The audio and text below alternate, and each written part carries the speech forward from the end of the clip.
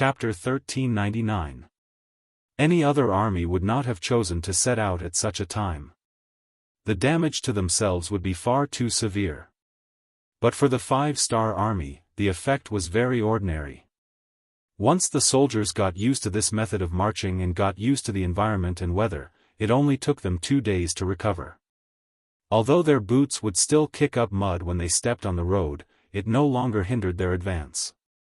Unlike the people of that time who liked to wear cloth shoes, those who were better off would wear leather boots, those who were worse off would wear straw sandals, and even those who were poor would go barefoot. The soldiers of the 5-star army all wore leather boots that were the same size, allowing them to protect their feet to the greatest extent when they were marching, allowing them to walk in the forest full of boulders without suffering any injuries. Every soldier was given a standard sleeping bag, a water bottle, a wash basin, a bedding, a raincoat, a cotton coat, and so on. When they needed to use it, they would open it. When they were not using it, they would store it in a large bag and carry it on their backs.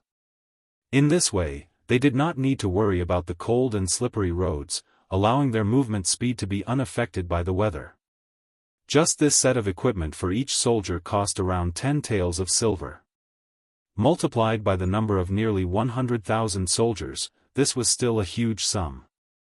At the start, because this work required a lot of money, there were some people who objected, but Yang Chendong reasoned that soldiers had to shed blood in battle.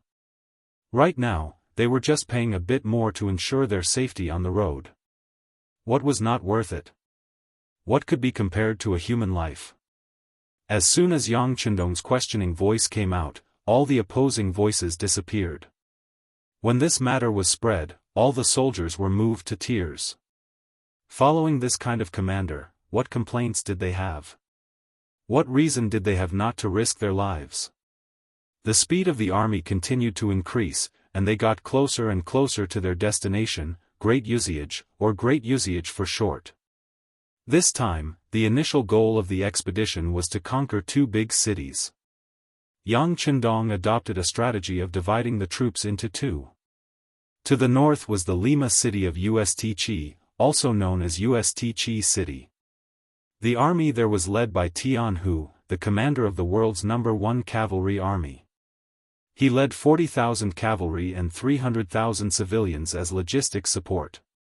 The second group was personally led by Yang Chendong and consisted of more than 30,000 cavalrymen under the command of the new Second Army, as well as 20,000 men from the newly established Russian Division, White Division. At the same time, 300,000 civilians were supported. The so-called Foreign Russian Division referred to a foreign army composed of Russians. For example, Nikolai, whom Yang Chendong first met, served in this division. They were the first to join the 5-star army and were infected by everything the other party had done for them. They had a common trait, which was that they were young and strong. They had once been the protectors of their small tribes. Now that Yang Chendong had unified the Far East, building cities, repairing roads, and opening up wastelands, their lives had changed. They could no longer hide like before and could finally walk out in the open, build their homes, and live safe and hopeful lives. As these young guardians, they joined the 5-star army with the support of the patriarchs and elders of their respective clans, all for the sake of fighting for a future for themselves and for the glory of their own clans. Almost every one of them had come with the hopes of their tribes. This made them more eager than anyone else to enter the battlefield and receive better praise. This was also the reason why Yang Chendong had abandoned the gradually forming Far Eastern Army and instead formed this foreign division. It was important to emphasize that the Far Eastern Army was left behind in the Far East for this war. After nearly a year, Chen Bo had finally been reinstated and became the commander of the Far Eastern Army. They were left behind to defend the 5 cities and at the same time, to supervise the civilians under their rule to not cause trouble, which would allow them to work better. According to Yang Chendong's request, there had to be a village with a population of more than 1,000 people within 200 li of each city. In his mind, it was impossible to rely on only 5 cities to revitalize the entire Far East. The role of the cities was to lead the way, and those villages were the points. In order to make the entire Far East prosperous, there had to be enough people. Speaking of which, the 20,000 foreign troops had performed very well along the way. It was as if they knew their identities and were afraid that they would be looked down upon. They were doing their best to perform at every moment and strive to show their best side so that the great Ming dynasty's martial South King, the Grassland's Heavenly Khan, would take a good look at them. Maybe one day their performance would be good enough to catch his eye. Then, they would walk to the peak of their lives. The result of performing well was that the speed of the army increased. The journey that was originally scheduled to take nearly 2 months was completed in 1 month, which was twice as fast. It was the end of April, and the mountains in sight were covered in a layer of light green. The trees had begun a new cycle of growth, and the grass had also sprouted and stubbornly pulled out of the soil. Great Raven City. The weather continued to warm up, causing the city to emit a trace of vitality. The city gates opened and the bazaar opened. Many merchants walked into the city. Many commoners also began to barter in the most primitive way. Huli called himself the Khan of Zhongxing, and the Great Raven City was the main power under his rule. With the city as the center, the area that stretched out for 500 li was his territory. His general, Shi Kai'er, was an unstoppable enemy. Relying on this general, Huli used nearly 10 years to become the overlord of this area, with 20,000 cavalry under his command. To be able to command 20,000 elite soldiers in Siberia, where the weather was harsh, was enough to make Huli feel proud. As such, in this place, he was like a god, and his words were like an imperial edict. No one dared to go against him. Huli could be considered an anomaly among the Mongol Khans.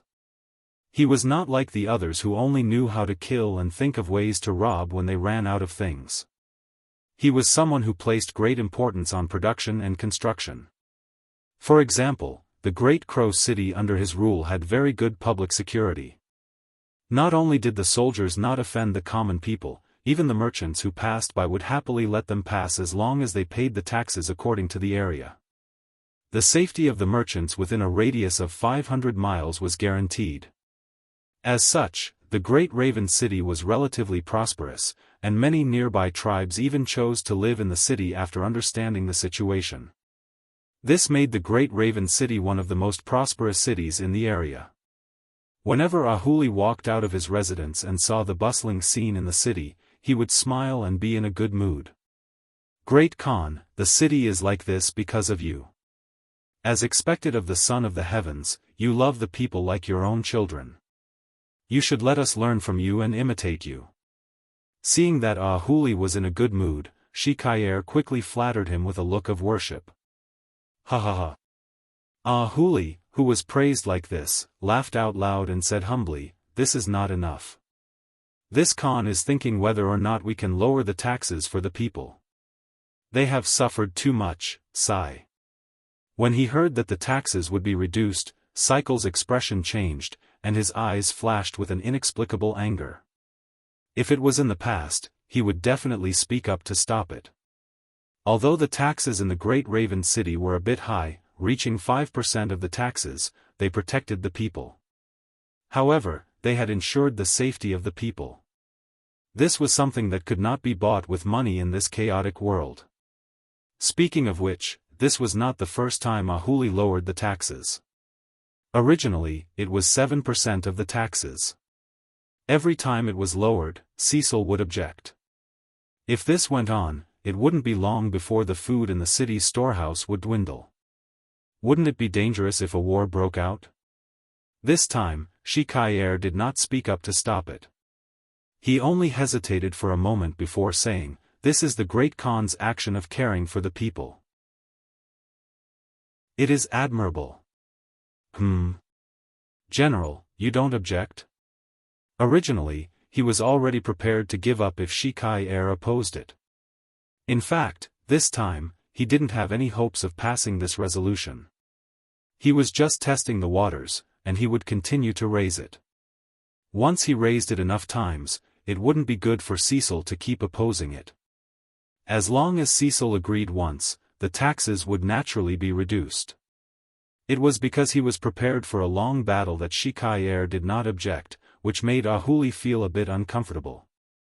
Very quickly, when he saw that no one objected, he immediately seized the opportunity and said, "Since the general agrees, then this matter is settled. We will lower the taxes by 10%. In the future, 4% of the taxes will be enough. All right, the Great Khan will make the decision." Shikai replied without any change in expression. The matter of lowering the taxes was actually settled so easily. Ahuli was in a good mood and returned to his residence with a group of bodyguards. Xiker also rode back to his residence. Not long after he returned, another captain, Bushi, walked into the study and saw General Xiker sitting in his chair like a golden blade. The two sat facing each other. When there was no third person in the study, Shikai opened his mouth. "Brother Bushi, did you know? The Great Khan lowered the taxes again." "What?"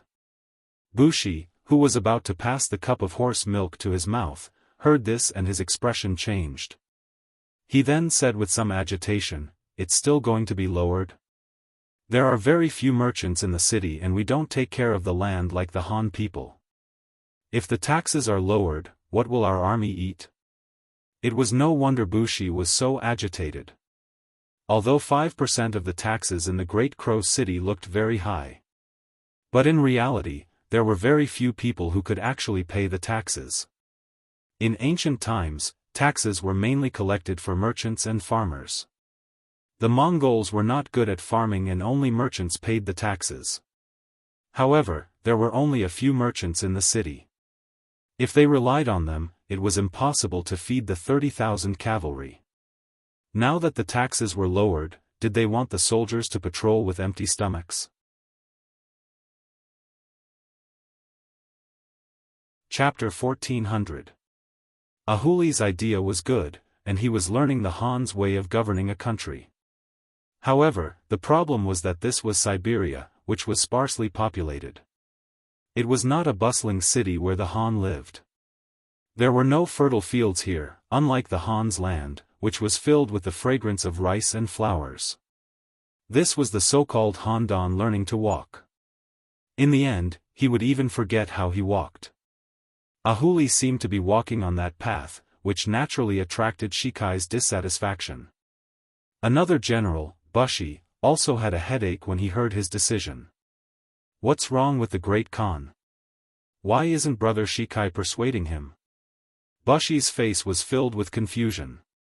Normally, this kind of thing had happened before, but most of them had been persuaded, unless it was mentioned many times and it was not easy to stop them. However, this seemed to be the first time he mentioned it. How can we persuade him? Can we persuade him this time, but can we persuade him next time? How is he still a Great Khan? He's clearly learning from the Han.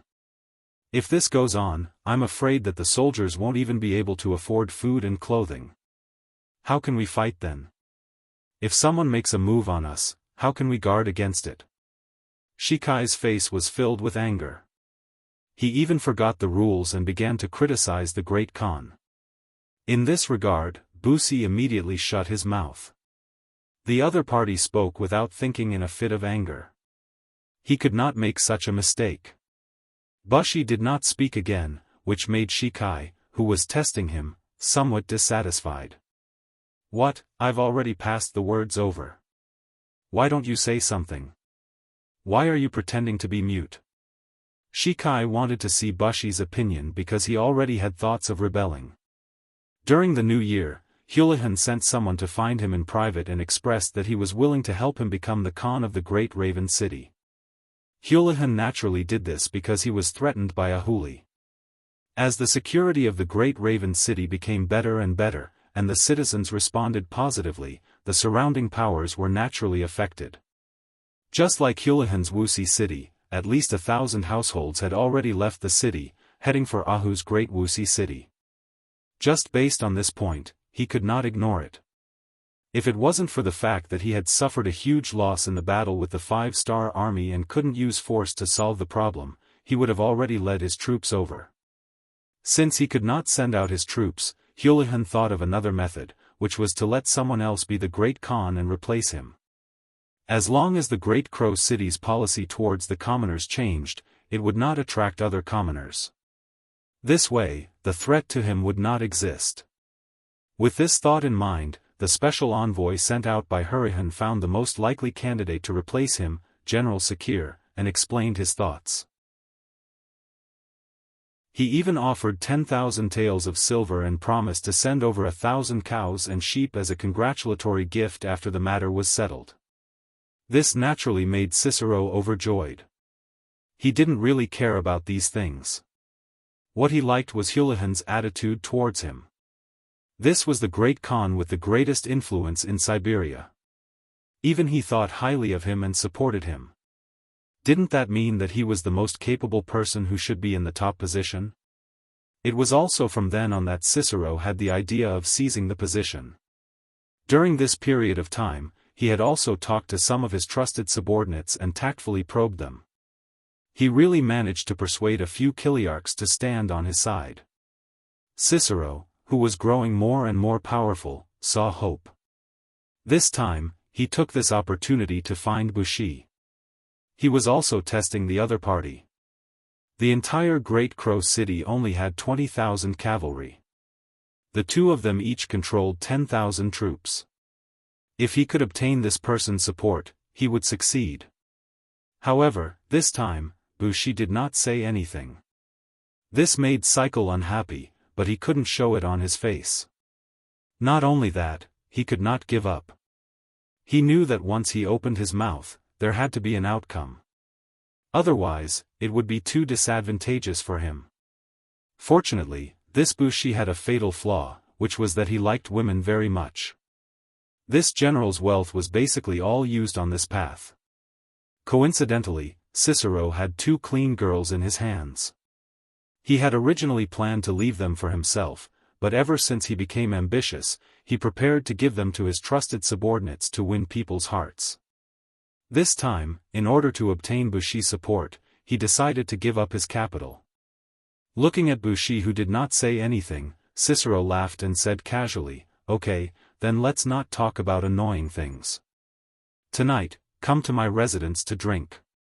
You know, I have a pair of white Russian oviparous sisters. Tonight, this general wants to take them into my room. Such a big matter, should share it with my friends. Drinking big bowls and eating big pieces of meat, isn't that great?" Finally, he stopped talking about the Great Khan. Bushi let out a sigh of relief. He was not a fool, so he could naturally sense Shikai's disloyal heart. Just now, this person had actually talked about the Great Khan. He had already thought about it. After a while, he would go talk to the Great Khan and do his duty as a subject. Not mentioning the official matter, Bushi laughed and said, "That's good. Since that's the case, I will definitely visit Brother Shi's residence tonight." "Huh, good. Since that's the case, let's go now. We can enjoy the White Russian dance. It's quite interesting compared to us Mongolian women." Cicero laughed loudly and stood up to walk to Bushi's side, looking like he wanted to go with him. He was being watched. Considering that if he did not go now, he might attract Cicero's suspicion. Bushi could only agree and said, "Since that's the case, please. Please." Cicero laughed loudly. When he turned around, he raised his eyebrows and a vicious look flashed in his eyes. He had already made up his mind. Tonight, he would have a showdown with Bushi. If the other party was tactful, then everything would be fine. If the plan did not work, then he could only kill the other party. Cicero's residence. When he returned to the courtyard, the servants began to prepare the banquet. Cicero accompanied him the entire time and did not leave his side at all. This made Bushi unable to find an excuse to go. He had no choice but to calm down and put his worries aside for the time being. Two young girls about 1.7 meters tall with graceful figures and incomparably white skin appeared on the stage. As two girls who had been seriously trained, their dance steps were graceful. Wearing almost transparent sand clothes, they were graceful and graceful. Every movement was filled with flirtatious charm. In just a short while, the lustful Bushi's eyes were fixed on the two girls. He did not move even half a step. Seeing Bushi's devilish appearance, Cicero's eyes flashed with disdain. He then continued to urge him to drink. Not long after, the two girls also walked down the stage. One on the left and one on the right, they nestled beside Bushi. Cup after cup of horse milk wine was poured into their mouths. For a moment, he did not know how much he had drunk. After a moment of dizziness, he lost consciousness. When he woke up again, it was already the middle of the night. Shaking his somewhat dizzy head, he began to observe his surroundings. What entered his eyes was 4 spotlessly white jade-like arms placed in front of his chest. Upon closer inspection, who else could they be but the twin Russian sisters? Bang! Bushi sat up, followed by 2 screams. Then, the candles in the room were lit. One by one, the guards of the mansion walked into the bedroom. Their fierce eyes were fixed on the half-naked Bushi, who was still at a loss of what to do. What is this? Before Bushi could ask his question, footsteps sounded again. Another set of footsteps came from outside the door. Then, Cyril walked in, accompanied by a few bodyguards. When his eyes met Tracy's, and he saw the scene in the bedroom, his eyes widened. He shouted sternly, "What's going on?" This general only went to the army to deal with some urgent military matters. How could something like this happen? General Bushi drank too much wine. After you left, he pestered the 2 girls and chased us out. He even said that this was the general's order and we did not dare to disobey. But I never thought that General Bushi would do such a despicable thing. We really didn't expect this. Now that we have made a big mistake, please punish us, General. After the 4 guards who had entered the bedroom first finished speaking, they knelt on the ground with a plop. What? There is such a thing? You all deserve to die. Men. Hearing this, the furious Cicero's face changed. He pointed at the 4 guards and said, "Dereliction of duty. Take them away and give each of them 30 strokes of the military rod." Yes. The personal guards behind Cicero acknowledged and went forward to drag the 4 kneeling personal guards away. Soon after, everyone walked out of the bedroom. Soon after, miserable screams rang out in the courtyard. Every time there was a sound, Bushi, who was still half-naked, would frown. Then, he looked at the 2 Russian women lying on the side, who had already woken up. Looking at their fearful eyes, his heart was filled with bitterness. At this moment, if he still did not know that he had been set up, then he would not be worthy of being a 10,000-men commander. He did not believe that he would do such a stupid thing after drinking too much. It was true that he was lustful, but his alcohol tolerance was not bad. It was not to the extent that he could not control his body just because he drank in someone else's house. The reason why such a thing happened must be because there was something wrong with the wine. He was afraid that there was medicine there. He should have been carried here while he was unconscious.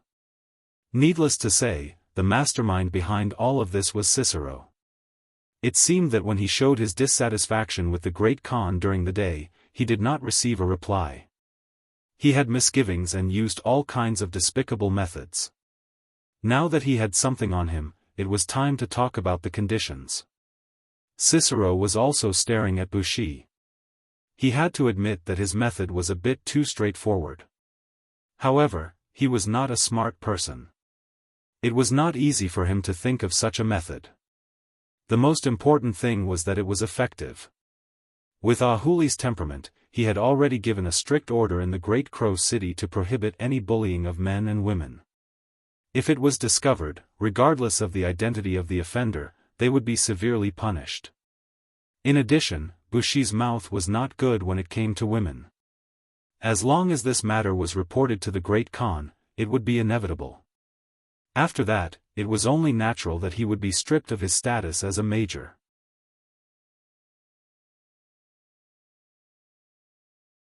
Chapter 1401. In other words, at this time, Ziker had already grasped Bushi's lifeline. Next, it would depend on whether the other party cooperated with him. If he didn't, he could only report this matter. Without a helper, he couldn't have another opponent. AI. Bushi suddenly opened his mouth. First, he let out a long sigh, then said with some bitterness, "Brother Shi, if you have something to say, just say it. Why do you have to beat around the bush? Don't you have a problem with the Great Khan? What do you want to do? Brother will cooperate with you." In this short period of time, Bushi also understood that he was now a fish on the chopping block. If he didn't cooperate, he would lose his position and be severely punished.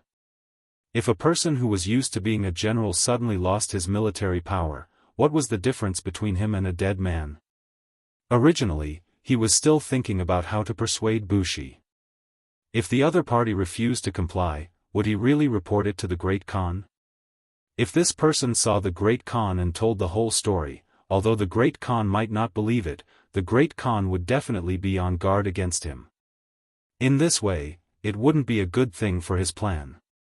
Unexpectedly, when he was still thinking about what to do next, the other party had already opened his mouth and admitted defeat. Ziker naturally wasn't worried that Bushi would lie to him. Just now, not only him, but also the 8 guards had witnessed everything. It was far from something that Bushi could just pull up his pants and deny. Since that was the case, didn't it mean that his plan had succeeded? The happy Ziker's face was no longer angry. Instead, he laughed. "Ha ha ha, Brother Bushi is really a smart person. Since that's the case, let's not beat around the bush in front of a straightforward person. I'll be frank with you. What the Great Khan has done is in conflict with our Mongolian traditions in too many ways. Since the beginning of our ancestors, we've been robbing people for a living. We've never done anything like business or governing a city. You still want to ask for so many rules and regulations? Do you really think you're a saint or a gentleman? If this goes on, the people will be happy, but the warriors won't even be able to eat. Isn't this putting the cart before the horse?" First, he complained a lot, acting like a whore who still wanted to establish a monument to her chastity. He talked about many of the Great Khan's problems. Then his tone changed and he said righteously, "For the future of the Mongolian warriors, this general has decided to remonstrate with the Great Khan. It's just that my strength alone is meager, so I need Brother Bushi's help." Finally, the dagger, Bushi secretly said in his heart, "This is really a traitor." Pretending to be shocked, Bushi said, "Brother Shi, if this matter doesn't succeed, it will be a death sentence." "What? Is Brother Bu still afraid? What kind of thing do you not dare to do?" As he spoke, he glanced sideways at the 2 Caucasian twin sisters who were still lying on the bed, their clothes slightly disheveled. These 2 women were evidence. Before the matter was settled, it was better not to touch the scene. He had already checked, these 2 women did not know Mongolian, so he could say anything in front of them without worry. This. He cursed in his heart. He was basically drugged and sent here. He didn't even touch a single hair on these 2 women. Wasn't it too unfair to threaten him with this? Naturally, this was just a thought in his heart. Bushi did not dare to question it, because if this matter was known by the Great Khan, he was afraid that no one would listen to his side of the story. Seeing that Bushi did not immediately object and was thinking about it, Ziker was overjoyed. He quickly said, "Besides, it's not like I didn't make any preparations. There are already several Kiliarchs in the army who have agreed to work for me. Even one of the Great Khan's personal guards is already one of my men. Believe me, as long as you and I work together, we will succeed." Finally showing his trump card, Bushi sighed in his heart. He knew that if he had heard all these things, then he would definitely not have the chance to object now. In other words, he would either rebel with Shikir, or he would die. "Brother Bushi, as long as you help me succeed, you will be second only to one person and above millions of people.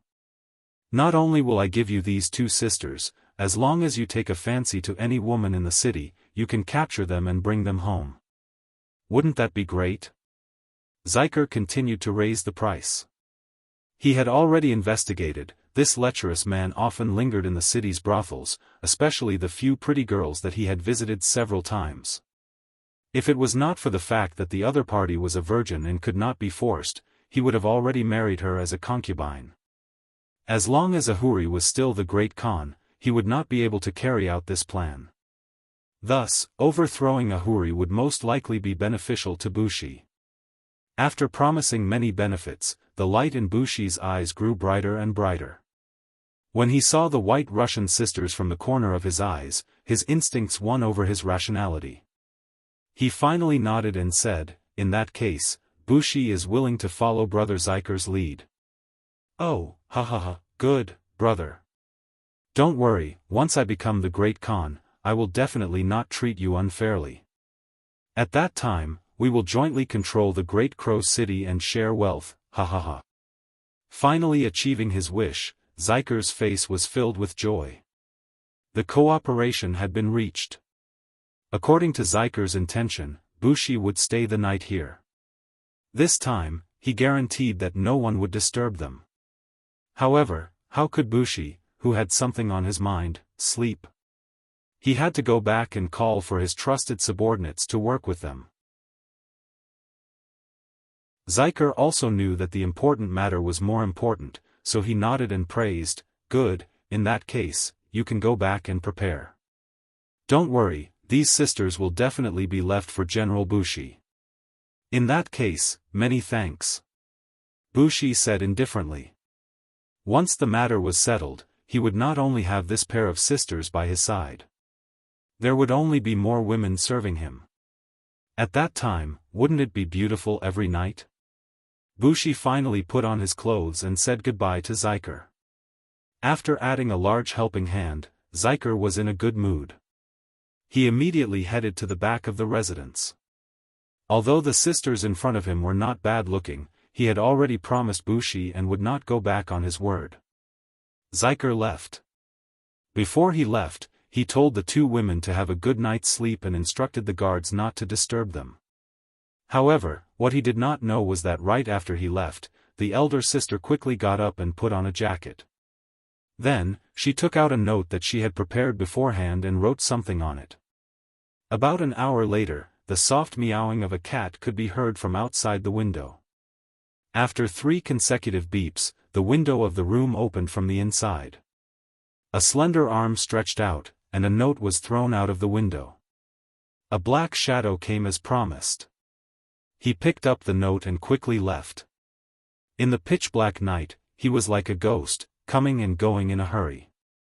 No one noticed or thought that this pair of Caucasian oviparous sisters had another identity. They were outside agents of Yang Xie's intelligence department.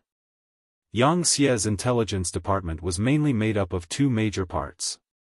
One was the earliest security bureau, and the other was the Central Intelligence Bureau, which was established later. The former followed Yang San's lead and was mostly men.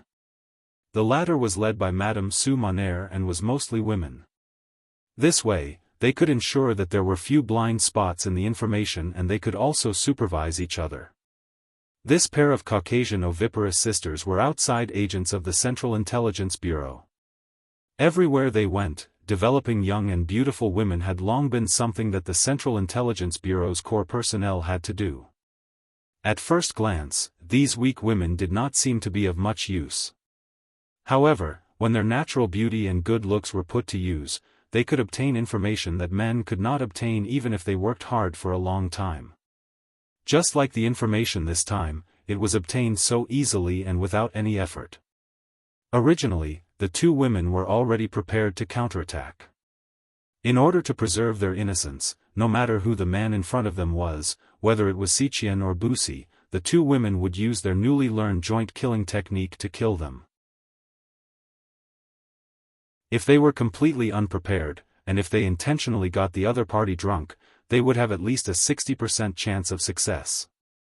No matter what they did, not only would they preserve their innocence, they would also make a great contribution. They would eliminate a threatening opponent for the 5-star army. They never thought that the development of the situation would be so dramatic. Before the two women could take the risk, they received such important information. How could they not understand Mongolian? They were just pretending that they did not understand. Now, they had indeed made a great contribution. The news of the two women was sent out by a guard in charge of their safety. It did not take long for it to reach Yang Chendong's hands. After reading the information, Yang Chendong pondered for a moment, then raised his eyebrows and said with a smile, "The CIA has made a great contribution this time and should be rewarded. I never thought that Ahuri would be so different from the other Mongolian Khans. This is a person who wholeheartedly wants to work for the people.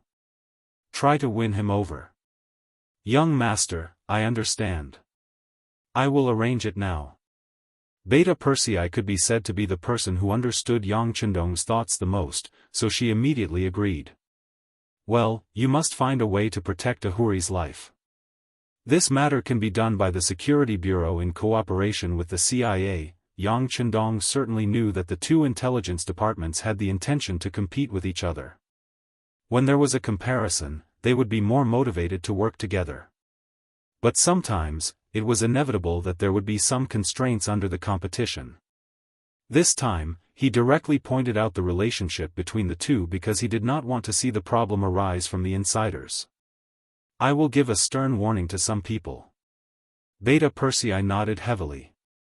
When he walked to the telegraph office, he thought for a moment and sent a telegram to his brother Yang San, asking him to restrain his subordinates.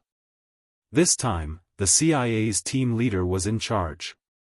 In the Great Raven City, whether it was Cecil or General Bushi, they were making all kinds of preparations.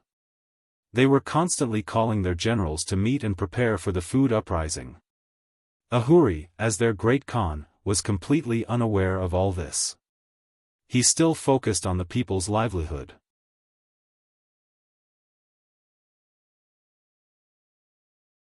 Chapter 1402. Ahuli had a tough life. His mother had died in childbirth when he was born, and his father had died in a battle between the tribes when he was not even 3 years old. He had practically begged for food since he was young, and had seen countless hardships. At that time, the happiest thing was that he could have a safe place to stay and eat his fill. Perhaps because he had suffered too much since he was young, after Ahuli became famous, he did not want the people under his rule to suffer like that. Thus, he began to care about the people. Although he did not have a foundation and did not know how to farm, and did not do many things well, the good governance of the Great Crow City still attracted the attention of many people. When he saw the number of people in the city increasing, Ahuli's eyes would always flash with excitement. No matter what, he had provided a safe living environment for everyone. Just this point alone was a great contribution. A great Khan who did not pay attention to the army under him, but to see how the ordinary people were doing? It had to be said that it was a kind of weirdo. His every action had attracted the dissatisfaction of some people in the army, and his situation had become dangerous. However, no one knew the true purpose of Chen Huli's actions. Just like now, what he had in his hands was the list of recruits who had signed up to join the army. As a great Khan, he had seriously looked for a Han Xiozai to teach him how to read. Just from this point alone, it could be seen that he was more ambitious than other Mongol great Khans. There were more than 400 people on this list, and they were all weak Mongol and White Russian tribesmen who had just arrived at the Great Crow City. They were grateful that Ahuli had brought them a safe living environment, so they wanted to join the army to repay his kindness. Ha ha ha, this is the result. Looking at this list, Ahuli's face was filled with excitement, and when he spoke, his voice trembled slightly. How could someone as smart as him not know that his actions had already caused some people to dislike him? However, he didn't say anything because he knew very well that he was going to walk a completely different path from the other Mongol Khans. Since they were different, it was natural that they would be met with some confusion and even criticism. However, once he succeeded, the rewards would be great. Before he succeeded, all he needed to do was continue to persevere and withstand all the pressure. Fortunately, the results were not bad. Although he had been misunderstood for a few years, the results were finally showing. More than 400 people joined the army today. If this continued, wouldn't it be easy for him to achieve his goal of expanding the army? At that time, when he had enough troops, who in the Siberian region would be his match? Considering the geographical environment, the lack of population was the biggest obstacle to Ahuli's development. For example, wasn't the reason why people called him the most powerful great Khan in Wuxi was because he had 30,000 soldiers, far more than Ahuli's 20,000 soldiers? And if there was a day when his military strength reached 30,000, he would have the qualifications to compete with them. At that time, would he still be far from the position of the biggest Khan in this region? Ahuli's hard work finally bore fruit, and he saw hope. Ahuli was overjoyed and wanted to share the results with others. He ordered his bodyguards to summon Sikar and Bushi. He wanted to announce the results in front of everyone and let his two important subordinates know how powerful he was as the great Khan. Ahuli was still thinking about how the two highly regarded generals would be as excited as he was once they knew that there were so many new recruits joining the army. However, all of a sudden, the sound of battle cries came from outside. Following that, his personal guard captain ran to him with a panicked expression. He knelt down and said, "Great Khan, something bad has happened. Generals Sikar and Bushi have brought people to surround our residence. They are now bringing people to kill us." "What? What's going on?" Ahuli was shocked, and his eyes were as big as bells. He reached out and grabbed the captain's collar as he shouted. This should be because they want to rebel." The captain of the bodyguards replied with a pale face. He had heard some rumors before, saying that the great Khan didn't do his job properly and helped the people instead of the soldiers. He had reminded the great Khan many times about this, but the great Khan didn't take it to heart. Ahuli loosened his grip and murmured, "Rebellion? Rebellion? Why are they here? They don't know this Khan's good intentions." Seeing that the great Khan was still lamenting, the captain couldn't help but say anxiously, "Please lead us to a bloody path. We are willing to use our lives to protect the great Khan." "No need." In the blink of an eye, Ahuli had recovered his previous calmness. He waved his hand and said confidently, "Since they have already surrounded our courtyard, how can it be so easy to break out? Come, follow this Khan. I want to ask the two generals, where did this Khan go wrong? Since there was no escape, it was better to face it calmly." After saying this, Ahuli strode out. Outside the courtyard, there were already more than 20 corpses lying on the ground. Among them were Ahuli's personal guards, as well as the personal guards brought by Shikai and Busi. Since the matter was settled, the two of them led a group of reliable personal guards to kill their way over. As long as Ahuli was dead, there would be no obstacles in their way to take over the military. "Stop." Ahuli walked out of the inner courtyard. When he arrived at the courtyard, he shouted, separating the two sides of personal guards. No matter what, he had been the great Khan for several years, and his aura was still quite impressive. Taking advantage of the temporary pause in the fighting, he strode to the battlefield and pointed with his right hand. "Where are Shikai and Busi? You even dare to rebel, don't tell me you don't even have the courage to show your face?" After all, he had been the great Khan for so many years. Ahuli's strong body trembled, and the entire place fell silent. Everyone involuntarily put down their weapons. Even Shikai and Busi, who were hiding behind the personal guards, could only take the initiative to stand out. At this moment, they definitely wouldn't show the slightest bit of fear.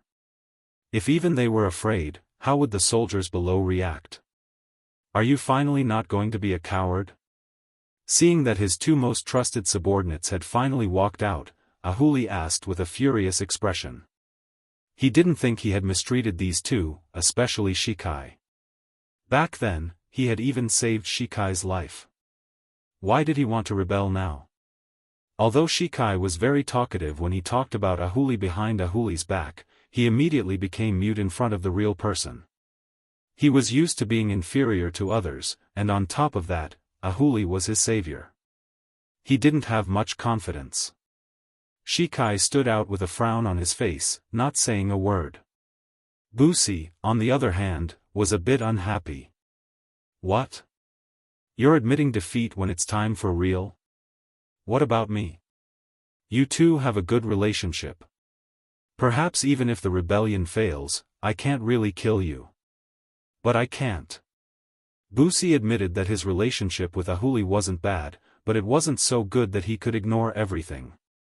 Thus, he had no other choice at this moment. Ahuli, there's no need for you to be hypocritical here. You want us all to work for you, but you only have the lowliest commoners in your eyes.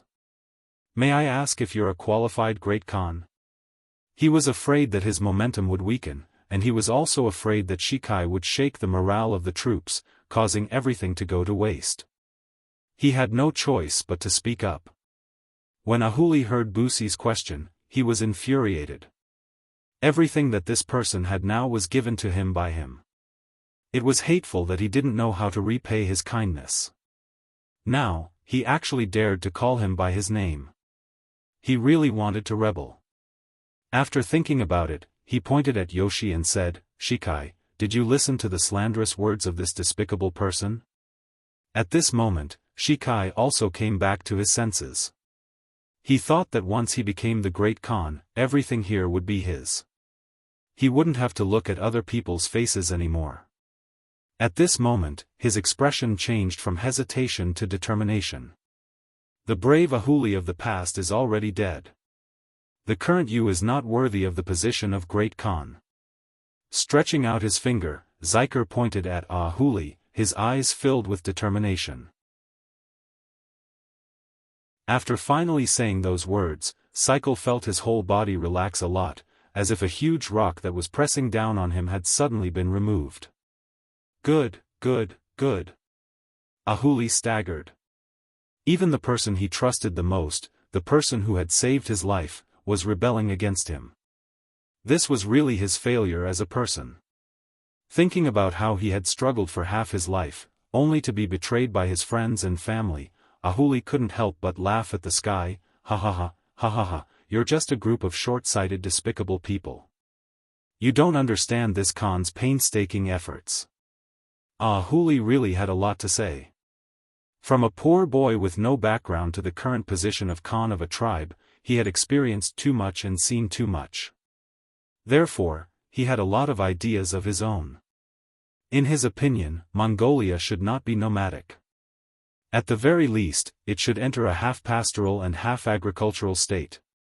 They had to ensure that they had production. This wasn't just a sign of progress. More importantly, plundering wasn't the way to strengthen oneself. Just like in the past dynasties, they mainly looted and plundered. Many times, they even treated the land of China as their own back garden, giving people the feeling that they had no money and no food. Just by walking around here, they would have everything. It seemed like they had endless glory, but who knew about their own suffering? If it wasn't for the fact that they had no food and couldn't survive, why would they do something like plundering that could cost them their lives? Not to mention, whenever a heroic ruler appeared in China, they would send troops to the grasslands to train. It was as if only by defeating them could they prove the strength and wisdom of the Han people.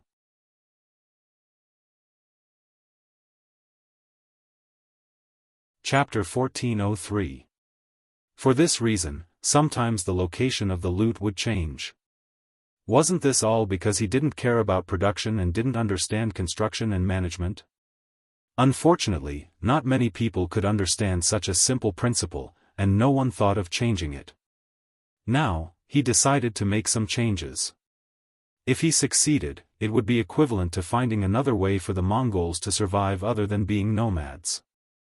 After a few years, he had accumulated some experience and laid a good foundation for the people. If he continued, things would definitely get better and better. If his subordinates rebelled, wouldn't everything be for naught? He didn't want to hand over his achievements just like that, nor did he want his efforts to go to waste. More than that, he wanted to prove that he was still brave and good at fighting. He stretched out his hand and said, "Men, bring me this Khan's mace." Ahuli himself had boundless strength. It was precisely because of this that he was able to defeat countless opponents and become the current Khan. Although he had mainly focused on building the city in the past few years, he still had his own foundation. He believed that he would have no problem dealing with Cycle and Busi working together. He stretched out his arm, but it was not the huge mace that responded to him. On the contrary, a machete suddenly came slashing at him. With a gust of wind, Ahuli instinctively moved his body to the side. It was this one step that saved his life, but there was already a bright red wound under his ribs. It could be imagined that if he hadn't dodged in time, his life would have been taken away just now. After being slashed by the scimitar, Ahuli, who was already injured, immediately turned around and saw his bodyguard captain staring at him with wide eyes and a nervous expression. He angrily stretched out his arm and pointed at him, "Even you are rebelling against this Khan?" "No." This sudden scene and this sudden accusation stunned the other bodyguards at first, but then they came back to their senses. In particular, the captain of the bodyguards, who was not far away, directly slashed his scimitar across the neck of the captain.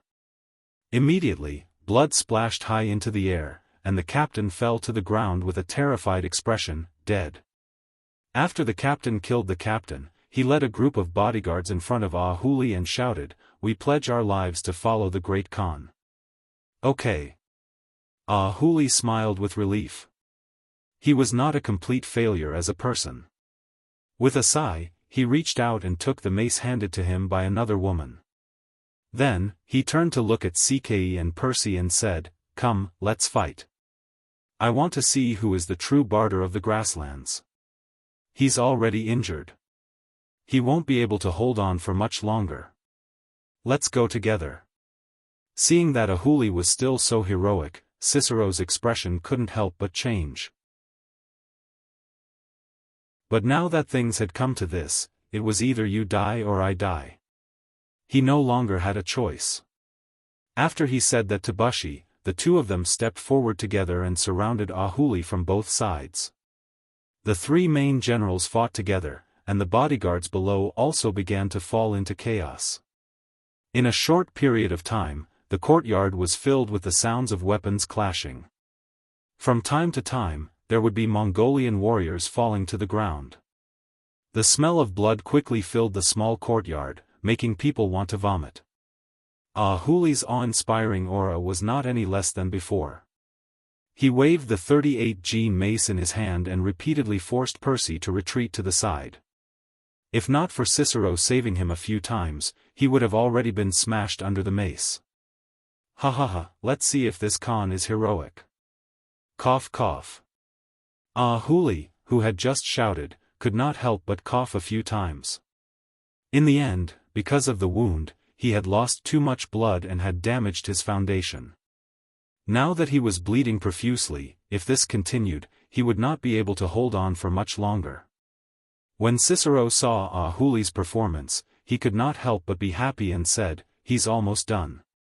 Let's hold on for a bit longer." "Okay." Percy looked at the large hole in his scimitar caused by the collision with the mace and gritted his teeth as he replied. After all, they had the advantage in numbers and were the ones who initiated the attack. After 15 minutes, most of Ahuli's bodyguards were dead. Even Ahuli himself had lost too much blood and was showing signs of weakness.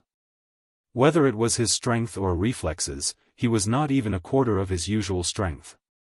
Cicero saw the changes in Ahuli and his eyes shone brightly. He could almost see the throne of the great Khan in front of him. He could almost see the moment when thousands of people would submit to him. Is this Khan really going to die here? Ahuli's face was full of grievance and unwillingness. When he felt that the strength in his body was about to be sucked dry, he knew his end. At this moment, he was filled with regret. Could it be that he was wrong? Could it be that the Mongolian warriors were destined to only have one path? Boom! Just when everyone was thinking about different things, a huge explosion suddenly sounded out. A large part of the walls of the courtyard collapsed due to the explosion, revealing a temporary path for horses to pass through. Amidst the huge explosion, the two sides who were fighting in the courtyard could not help but stop. Everyone could not understand what was going on.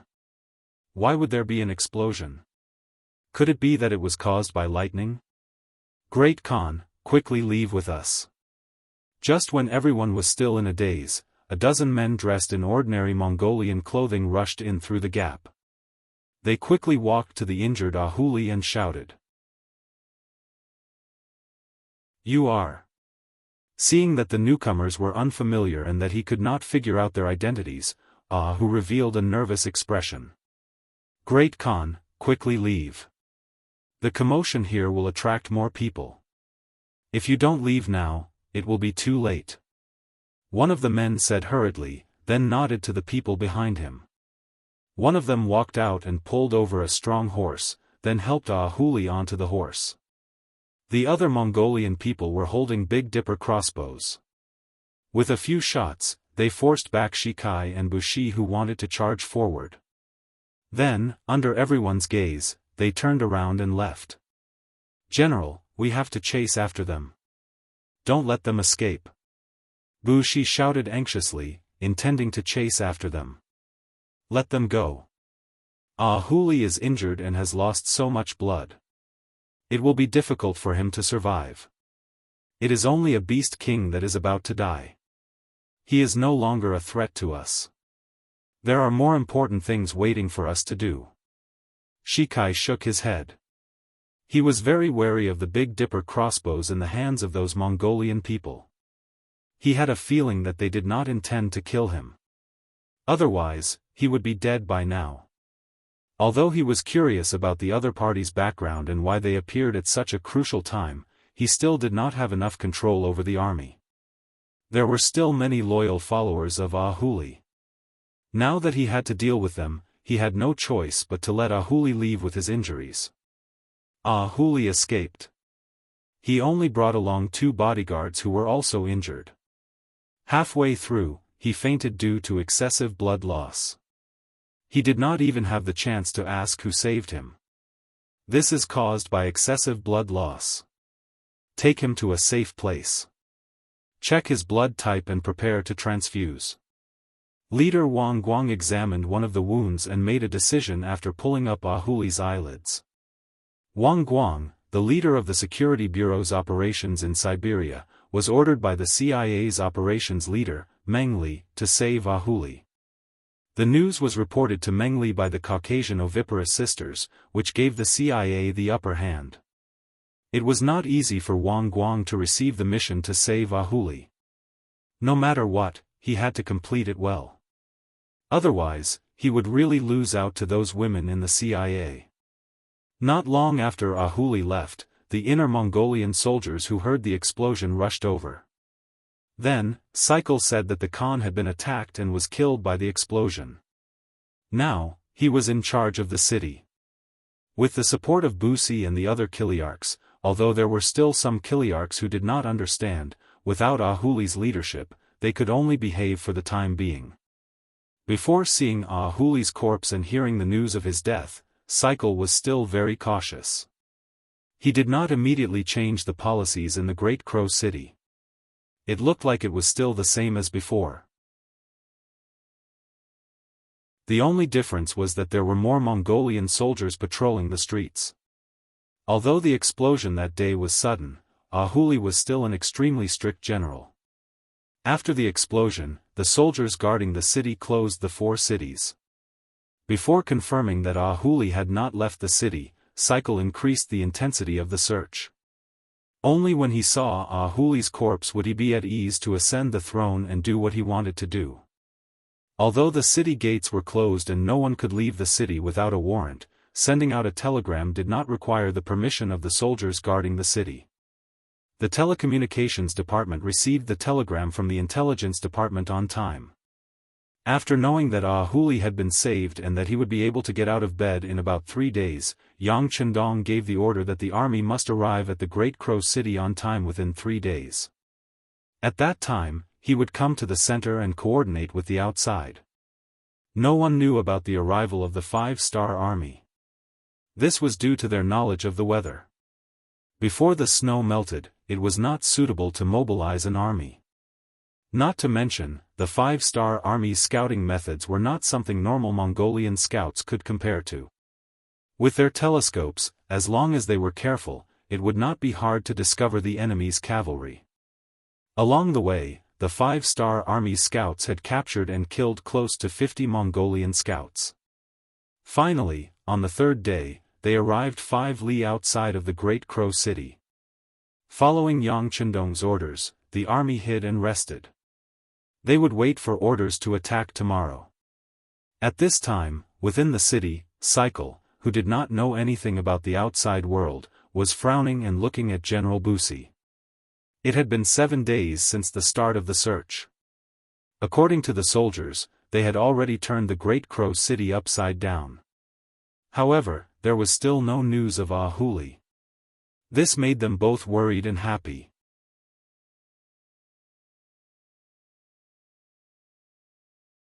Chapter 1404.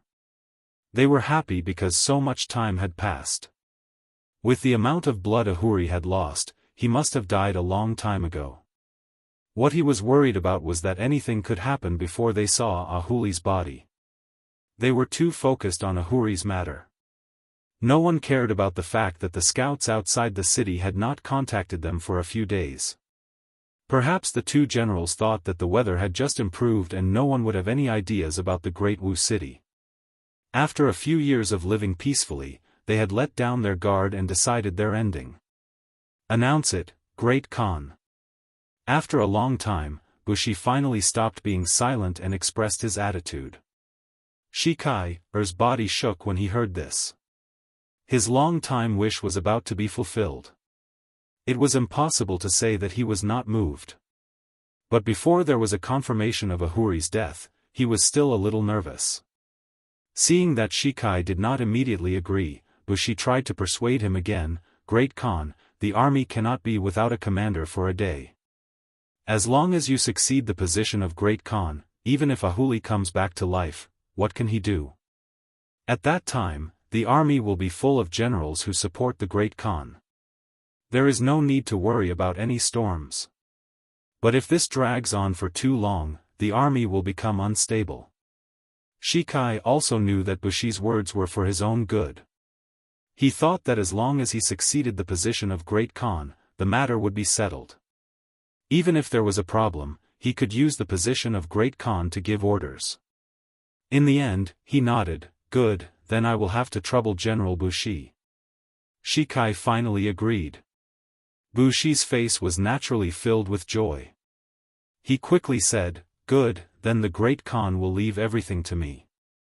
Tomorrow is the auspicious day. I will go and prepare. Soon, the news spread throughout the army. Since Great Khan Ahuri had died in battle, the most senior and most meritorious Shikai would succeed the position of Great Khan. The ceremony would be held tomorrow morning. At that time, all the cavalry would be given 1 silver as a reward. The commoners who attended the ceremony would receive a day's worth of food. The ceremony was so grand. It was to show the righteousness of the Great Khan. Often, when a person lacked something, they would want to show it to the outside world to prove that they had something. It was also a move to buy people's hearts. Whether it was giving out silver or food, although it wasn't a lot, it was mainly to show the new Khan's concern for the army and the people. This was the most important thing. Once the news was out, the entire city's 100,000 citizens soon knew about it. This was the first time many of them had heard of Ahuli's death, and they couldn't help but feel sad. They weren't sure if the new Mongol Khan would still take care of them. But more people were happy for that day's rations. In any case, it was always a good thing to get some food for free. In Siberia, where there were few fields, food was very precious. The whole city knew about this, and many people were looking forward to the new Khan's succession tomorrow. To them, although Ahuri treated them well and gave them a relatively safe living environment, a dead person was obviously not worth much compared to the benefits they could get from it. This was the pitiful nature of human nature. This was the reality of life.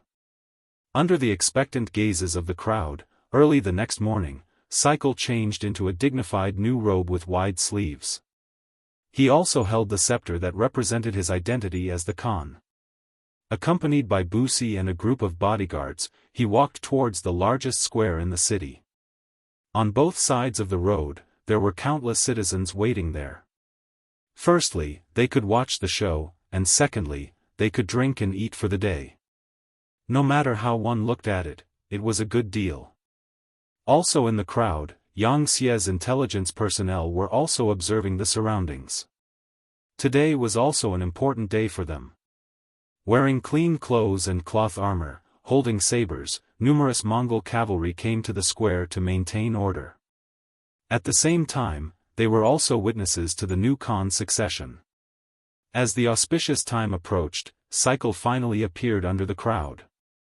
He had a smile on his face, and the corners of his mouth curled upwards. That smile couldn't be hidden. Ever since he was saved by Ahuri and saw the might of the Khan, he had been dreaming about this beautiful dream. Now that it had finally come true, the excitement made him unable to control himself. If it wasn't for the fact that he had to maintain the dignity of a Khan, he would have jumped up in joy. A monkey wearing a crown. In the crowd, Guangzhen brought a few intelligence personnel to watch this scene. Unknowingly, these words came out of his mouth. Perhaps because Yang Chendong was the heavenly Khan, in the eyes of the Yangxia people who were loyal to him, the other Khans in the world were all fake, and they were all their enemies. Not far from Guangzhen and the others, Ahuri, who was wearing a black robe and covering his face, was also watching this scene. If it was someone close to him, they would be able to hear the sound of his teeth grinding against each other. It was a kind of hatred that made one want to eat flesh. Ahuri, who had fainted, had been staying in the basement that Yangxia's intelligence department had dug out to heal his injuries. What he didn't expect was that his seemingly incurable excessive blood loss had been revived through a blood transfusion. The ancient said that the body, hair, and skin were all given to the parents, not to mention the blood in the body. How could he give it to others so easily? How could others accept it just like that? This was a life-saving grace. Compared to the people he had saved betraying him, the 5-star army, the people who were most likely to become his enemy, had actually saved him. The contrast between the two made him sigh. Ahuli was a person who knew how to be grateful. Now that the 5-star army had saved his life, he naturally had to repay them as a man. Thus, he decided to cooperate with Guangzhen. This was not only to repay the 5-star army's kindness, but also to take revenge for himself. Thus, he came. As for when the basement was dug out, Ahuri didn't really care. He could see that the 5-star army's thoughts about Great Crow City were not new. They must have had this idea for a long time. To think that he thought that he had the entire situation in Great Crow City under control. This was really a slap to his face. Ahuri, who was wearing a black robe, stood in the crowd and looked at Zicker's awe-inspiring appearance. He clenched his fists and waited for the most crucial moment to step out. How would Zicker know that under the protection of the crowd, he was walking step by step towards a high platform that was temporarily set up yesterday? The sacrificial items had already been prepared there.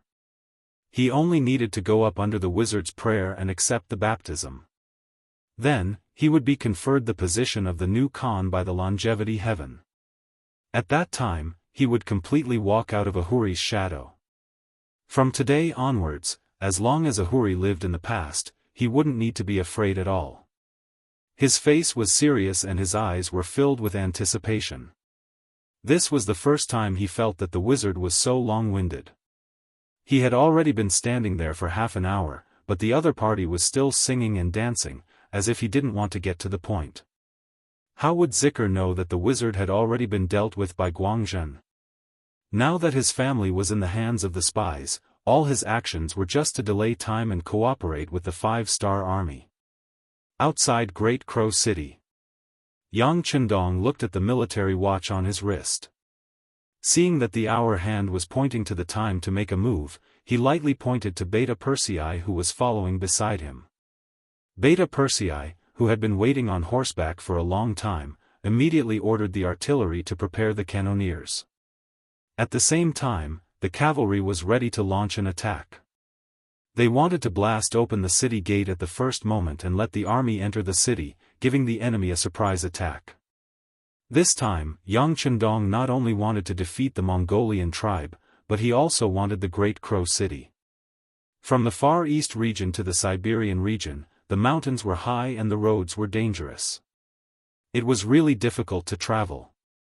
If they didn't establish a logistical base here in advance, then the logistical supply would be a big problem during the battle. Yang Chendong rarely let the soldiers fight on an empty stomach. In his view, this was a sign of the incompetence of the general. If the soldiers couldn't even eat their fill, how could they talk about winning the battle? Originally, he was still worried about this problem. But when he understood the situation of the Great Crow City and saw that the periphery of the city was quite spectacular from afar, he had an idea. Why not continue Huli's efforts and build the city even higher and make it the strongest fortress of the 5-star army in the Siberian region? In the future, all the food and logistical supplies transported from the Far East could be stored here. This way, he would have more confidence and a higher chance of victory in the upcoming battle with the Golden Horde. With this idea, Yang Chendong would not allow the Great Crow City to be destroyed. How to quickly rush into the city and excavate the city became something that Yang Chendong had to calculate. Beta Persei let the army prepare for the attack. The commander of the new 2nd Army's 1st Cavalry Division, Xiao Chao, and the others also mounted their horses and put on their armor. They held light and sharp knives in their hands and were ready to attack at any time. With such an opportunity to perform well in front of Bugnam of Gojoseon, all the commanders and soldiers were holding their breaths in their hearts. They all hoped that they could be the first soldiers and the first officers to enter the city. Everything was ready, except for the east wind. In the Great Crow City, the east wind finally blew at the time when the time arrived. To everyone's surprise, the first person to react was the adept who had been singing, dancing, and talking for a long time. Just when tens of thousands of people and soldiers were looking at each other, the wizard finally stopped talking, which made many people relax. Among the onlookers, there was no lack of elderly people. This was not the first time they had participated in the self-titled cons. But there had never been a time like this where the ceremony lasted for such a long time, which made them a little confused. Many people thought in their hearts, this wizard is too good at showing off. I don't know what's wrong with him, but he talked so much. Does it take so long to worship the heavens?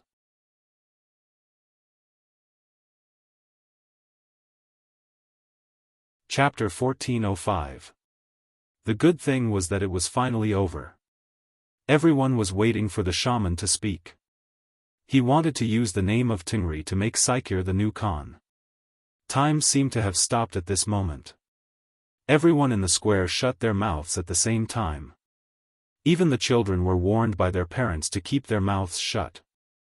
It was as if they were afraid that crying at this moment would bring bad luck and they would be punished. Saikir and the other generals also looked at the shaman, waiting for the final judgment. Under such circumstances, the shaman finally spoke. He shouted loudly, "After I communicated with Tingri, I received a notice." Saikir.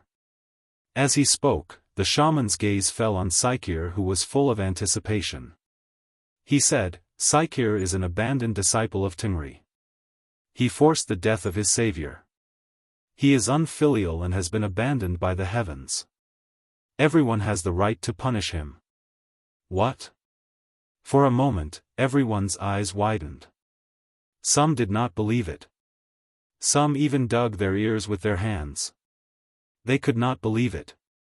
Saikir's smile froze. After he understood everything, he turned to look at Busi, who was beside him. His first instinct told him that this must be the work of this person. He had entrusted everything to this person. Now that there was a problem, who else could it be but him? In fact, he should have known that Busi was also an ambitious person. It was all his fault for being careless. Saikir's cold gaze fell on him. Busi could not help but shiver. Then, he thought of something and shook his head. It's not me. It's not me. Men, take down the shaman and kill him. Who dares?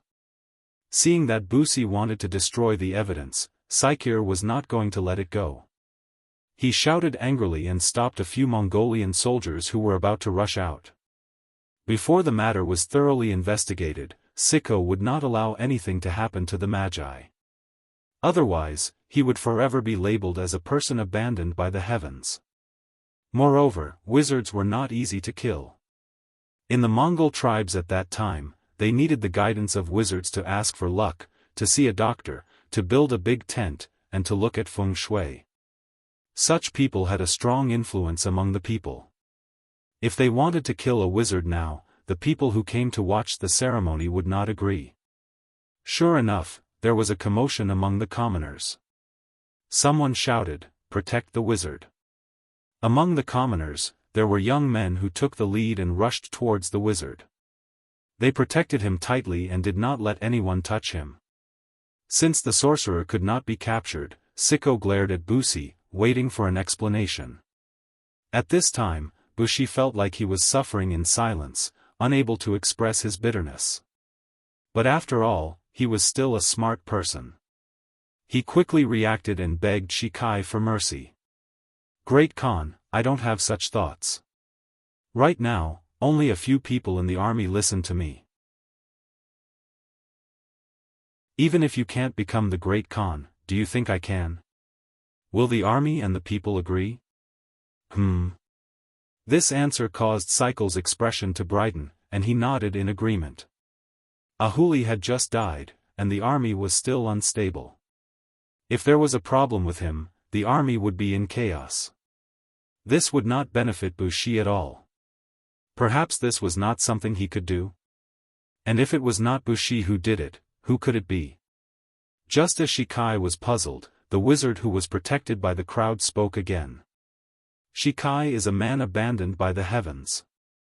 Everlasting Heaven has sent a new heavenly Khan to save everyone.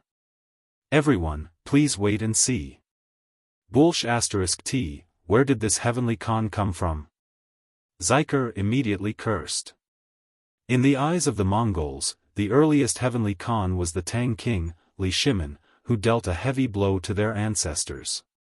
In their hearts, the only one who could truly hold the position was one of their ancestors, the invincible Genghis Khan who killed people like flies. Whether it was the former or the latter, they had died many years ago. How could there be any title of heavenly Khan? Not only Shikai, but even the ordinary people were puzzled. Could this wizard really be spouting nonsense here? Just as everyone was puzzled and Shikai was about to counterattack.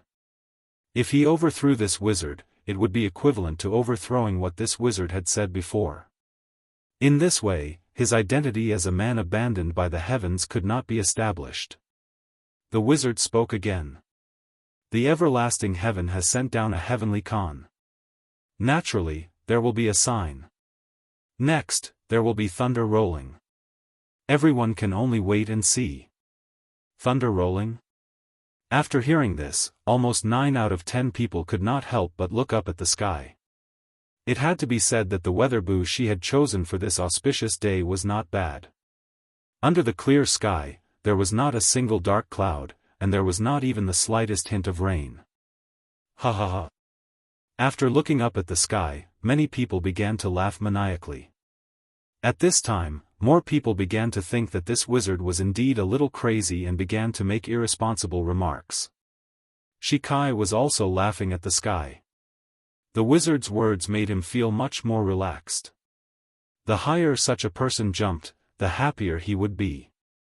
This would only prove that this wizard was unreliable and that his words could not be trusted.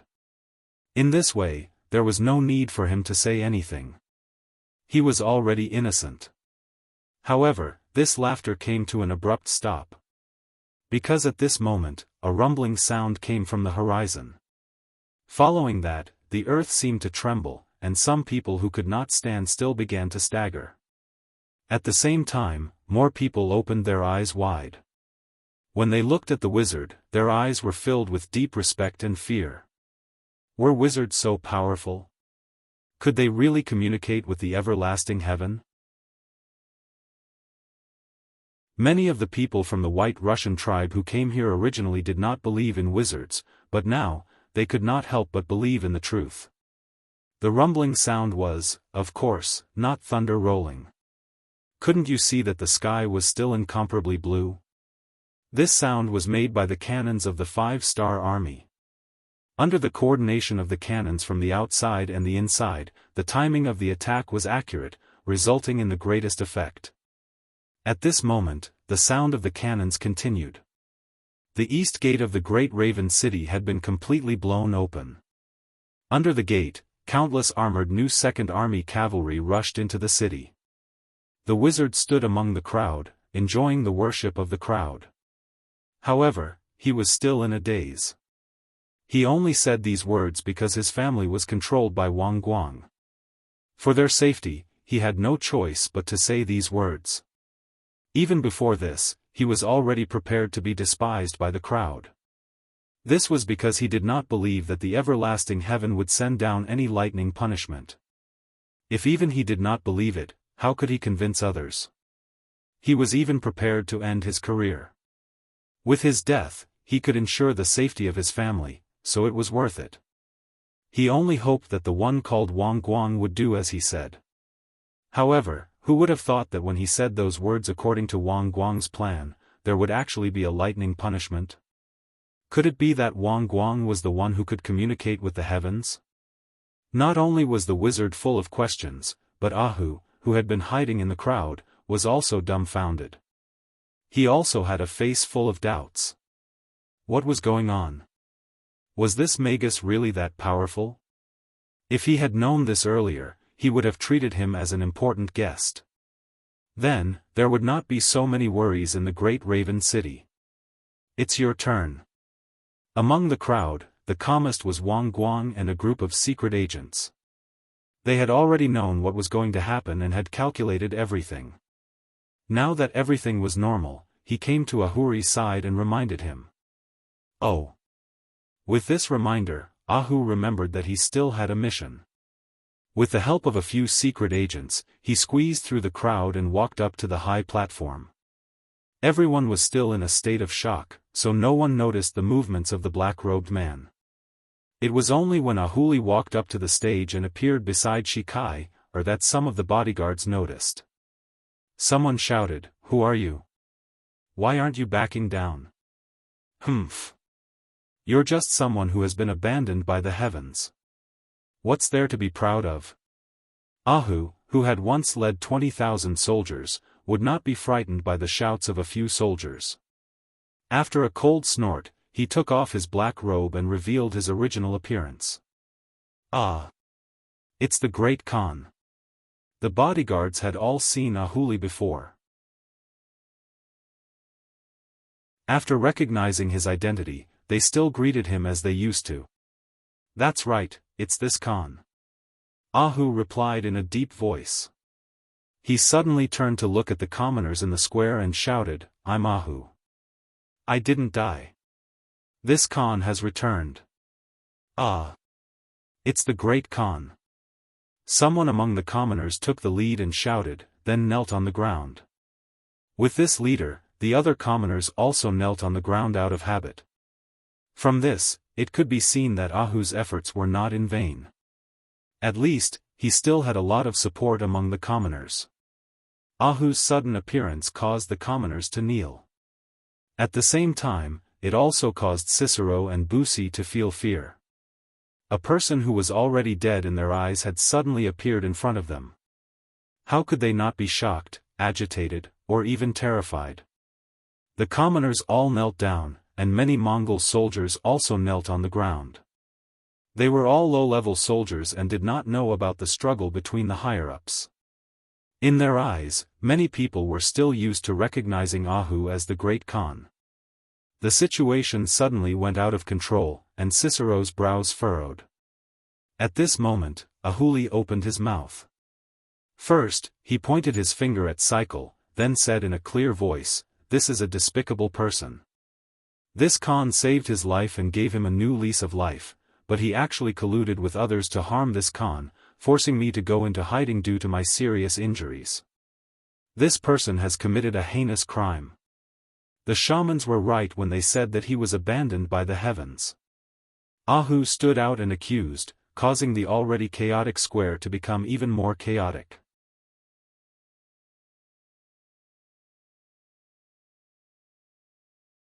Chapter 1406.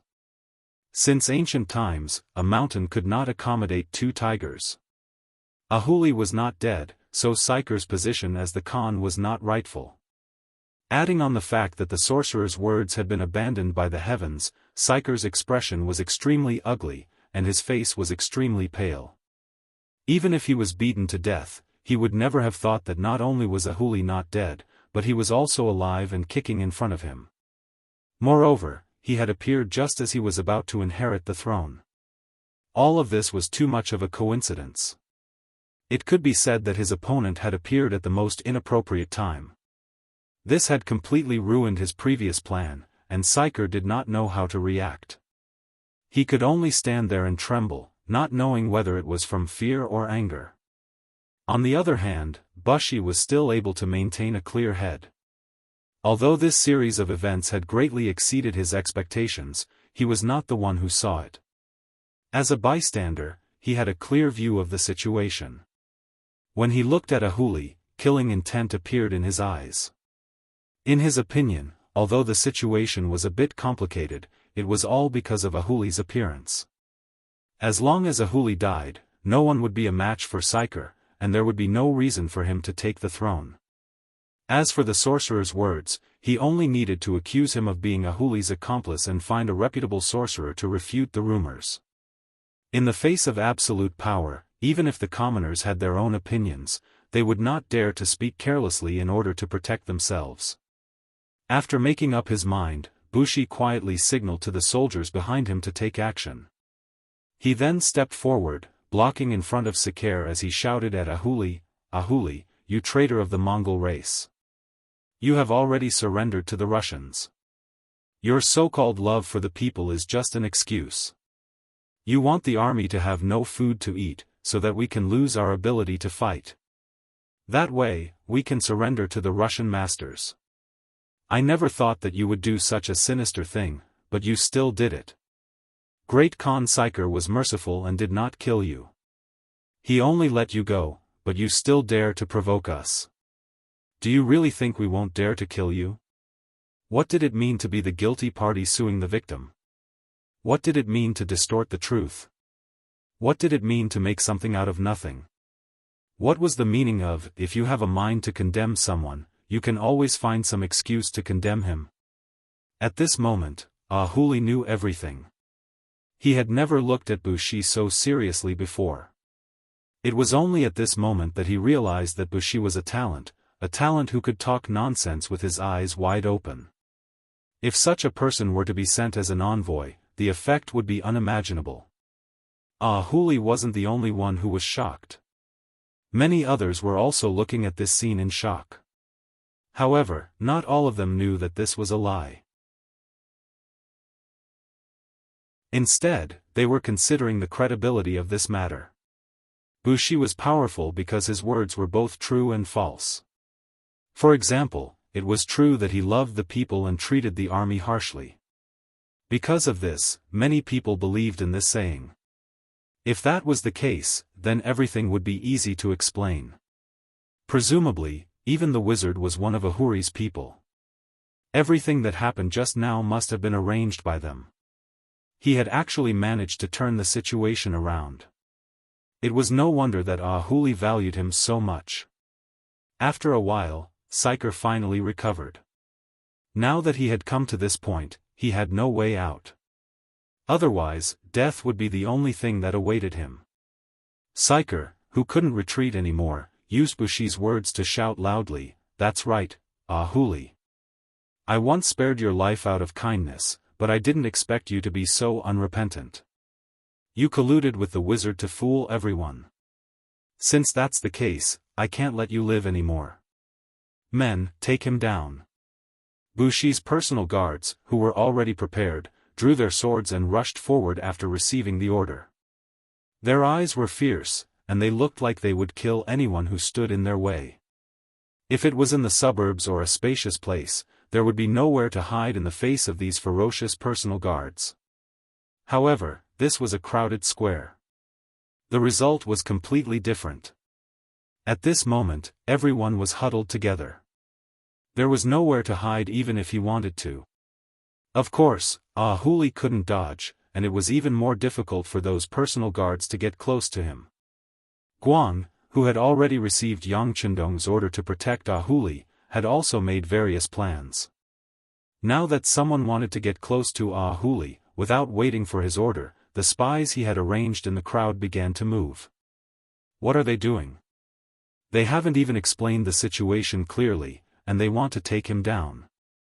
Are they trying to silence him? I think they're trying to silence him. This is a sign of guilt. What kind of person is Huli? He treats the people so well. How could he do something bad to them? They're obviously jealous. Come, everyone, let's protect Huli. Isn't it better to talk things out face to face? Within the crowd, voices rang out one after another. These were all words that Wang Guang had arranged beforehand. Now, with their lead, some of the commoners who did not know the truth also joined in the commotion and were not afraid of things blowing up. For a moment, it was even more difficult for those personal guards to get close to Huli. The situation was so chaotic that Shikir and Bushi didn't expect it to be like this. Huli, who was being protected by the crowd, was slowly moving out. Once he escaped, there would be two voices in the Great Crow City. This was definitely not what they wanted to see. After they looked at each other, they saw a fierce look in each other's eyes. Let's kill them. Sikong sighed and pretended to be forced to do so. Okay. Bushi was waiting for this sentence. In troubled times, severe punishment was needed. In the face of chaos, the most effective way was to kill until the opponent surrendered, until there were no opponents left. Men, call the archers and prepare to shoot. Bushi's face also flashed with killing intent. For his own glory and wealth, he treated these people as enemies. Originally, 2,000 cavalrymen were sent to the square to maintain order. As soon as the order was given, the cavalrymen quickly gathered and mounted their horses. Their bows were drawn, and their killing intent was overwhelming. Not good, they're going to kill indiscriminately. Everyone, be careful. Wang Guang, who was in the crowd, noticed this scene and hurriedly shouted out. He then lowered his body as much as possible and hid among the Mongolian and White Russian people. At the same time, his eyes were filled with anxiety, and he would occasionally look into the distance. He wanted to wait for Bugnam of Gojoseon to arrive with the main force. The new Second Army's 1st Cavalry Division's commander, Xiao Chao, was the first to charge into the Great Crow City. There was a sudden explosion, and when the east gate was blasted open, many of the Mongol soldiers were still standing there in a daze. They simply couldn't understand why the perfectly fine city gate would suddenly break, and where the loud noise came from. Reality soon gave them the answer. The ground began to tremble, and the sounds of killing could be heard. A black whirlwind came from afar. A 5-star flag fluttering in the wind entered the eyes of the Mongol soldiers guarding the city. It's the enemy, it's the Han cavalry. On the city wall, a sharp-eyed soldier saw this scene and shouted out in fear. Where did the enemy come from? Where did the enemy come from? A chilly arch who was guarding the city hurriedly climbed up and looked into the distance. Then, he said in shock, "No, that's impossible. How could there be so many enemies here? Did they fall from the sky?" It was no wonder that this chilly arch was so shocked. This place had just been developed, and not only were the roads difficult to travel, it was also difficult for the army to transport supplies. They really couldn't think of anyone who would attack them at this time, as this didn't fit with the rules of the past. The so-called rules were meant to be broken. Before the 5-star army set out, they had prepared a large amount of biscuits, instant noodles, canned ham, bread, and other things. Not only did these things not take up much space, but they could also fill their stomachs, greatly solving the problem of logistics. Therefore, things that were impossible in the eyes of others were possible in the eyes of the 5-star army soldiers. Under the shocked gazes of the Mongolians, the 5-star army charged into the city. After the thick city gates were destroyed by the cannonballs, the 5-star army charged into the city, breaking the iron rule that only the Mongolian cavalry could attack Seoul, and the Han cavalry could only defend. With the reward of military merits, all the 5-star cavalry soldiers led the charge. They were like an unstoppable black whirlwind that no one could stop as they charged into the city. From time to time, they would even take out their bows and shoot at the Mongolian cavalry, killing people along the way. No one could stop them, and they were invincible. Division Commander Qiao Chao led the 1st Cavalry Division and charged into the city at lightning speed. Before the Mongolian cavalrymen could understand what was going on, they were already heading towards the square in the city. Before they set out, Division Commander Qiao had already looked at the map of the city, and he was very clear about his destination. After the 1st Cavalry Division, the other 3 divisions of the new 2nd Army also charged into the city. The Mongolian cavalry did not even have time to report, and they had already charged into the city, arriving at the city walls and taking control of the situation. Those who resist will be killed, those who surrender will live. The moment the 5-star army cavalry appeared, their battle cries shook the city. Following which, arrows flew in all directions, and the Mongolian soldiers who wanted to resist were killed before they could even find their war horses. More and more 5-star army soldiers entered the city, and more arrows threatened the lives of the Mongolian soldiers.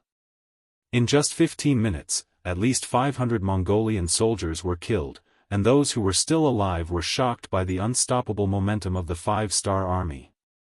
Finally, some of them threw down their weapons and chose to kneel on the ground and surrender. These Mongol soldiers had spent most of their time in the Great Crow City, and their ferocious side had already been smoothed out. Facing the valiant soldiers of the 5-star army, who were completely unprepared, how could they be a match for them?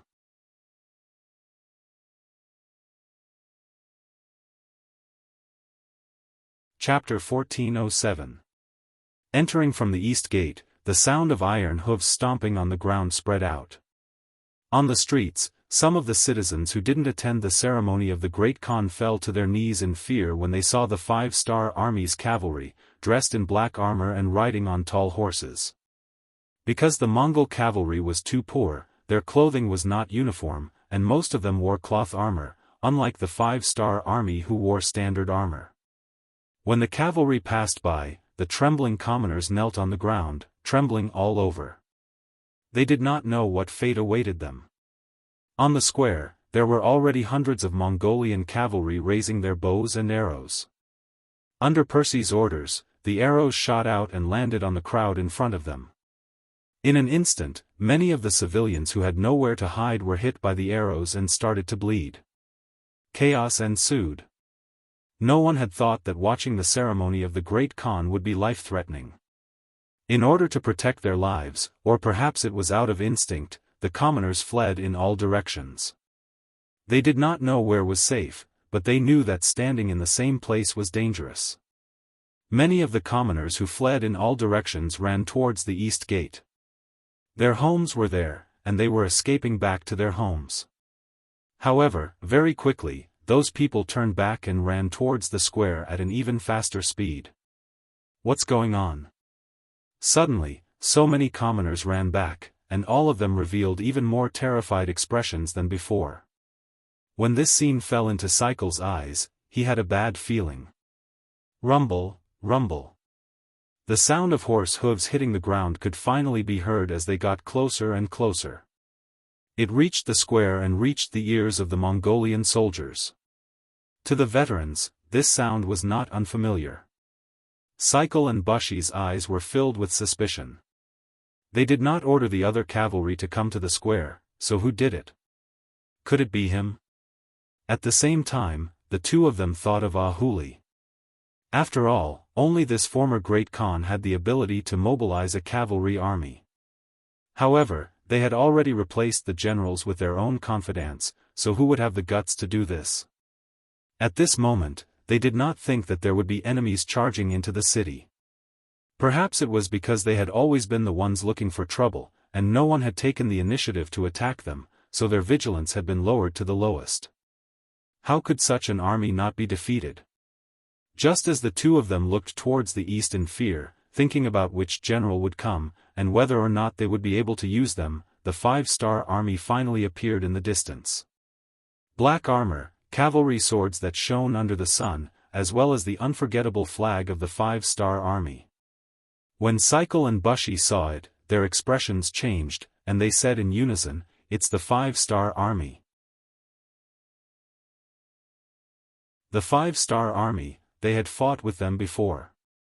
It was the Third Army led by Wusheng. A few years ago, they had entered Siberia through the Far East region, but they quickly entered the territory of the Golden Horde. Cycle had fought with them before and lost. Fortunately, Wusheng didn't intend to stay for long. Otherwise, the most powerful force in Siberia would have already changed hands. Even so, that battle had left a deep impression on Cycle.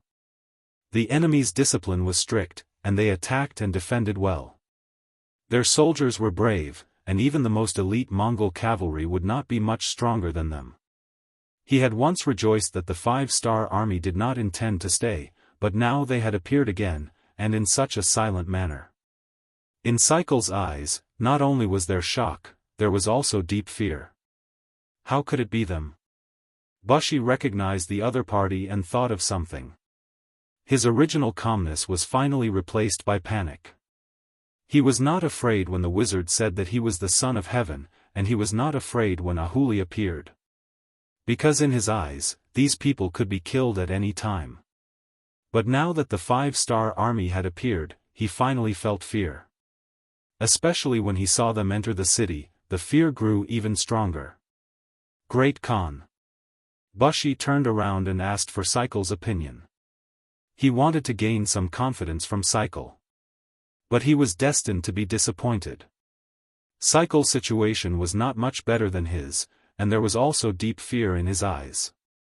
After hearing Bushy's call, he swallowed his saliva and said, "It's the 5-star army. How did they enter the city? I'm afraid we can't beat them. Then, should we retreat?" Block had the same idea. Although he was also curious about why the other party appeared in the Great Raven City, and what the soldiers guarding the gate were doing, compared to these questions, preserving their lives was more important. Cycle and Bushy saw that the situation was not good, so they prepared to escape. But Wang Guang, who had been watching their every move, began to move. He had already heard the sound of horse hooves and knew that the main force of the army had arrived. His courage was immediately boosted and he immediately gave the order to attack. Although the security bureau only had 20 people, some of them had to be sent to protect Ahuli, so they could only mobilize 20 people. But they were still not afraid, and quickly approached Cycle and Bushy while the crowd was retreating. Amidst the chaos, no one noticed these 20 people. Only when they formed a circle and began to close in did they stand out. First, a group of personal guards shouted for the newcomers to stop. Then, swords and sabers clashed together. As the team leader, Wang Guang had an epoch-making grenade on him. He had prepared it early in the morning, just in case he needed it. And this grenade was also something he had painstakingly brought from the headquarters, and he had always regarded it as a treasure. But now, he could not care less. Seeing the guard surrounding him and blocking his team's path, he gritted his teeth, pulled out the grenade from his waist, and threw it forward. The grenade drew a beautiful arc in the air, and then fell 3 feet away from Cycle and Bushy. Although it was not very accurate, following the loud explosion, the two generals who had just mounted their horses were shocked by the loud explosion. Their horses also neighed and went crazy. Their horses did not listen to their commands, and after the two generals calmed down, they tried a few times, but could not get on their horses. At this time, the vanguard cavalry of the 5-star army finally began to approach. Commander Xiao Chao was still far away, but he had already knocked his bow. When he saw the scene of fighting, he did not hesitate to shoot.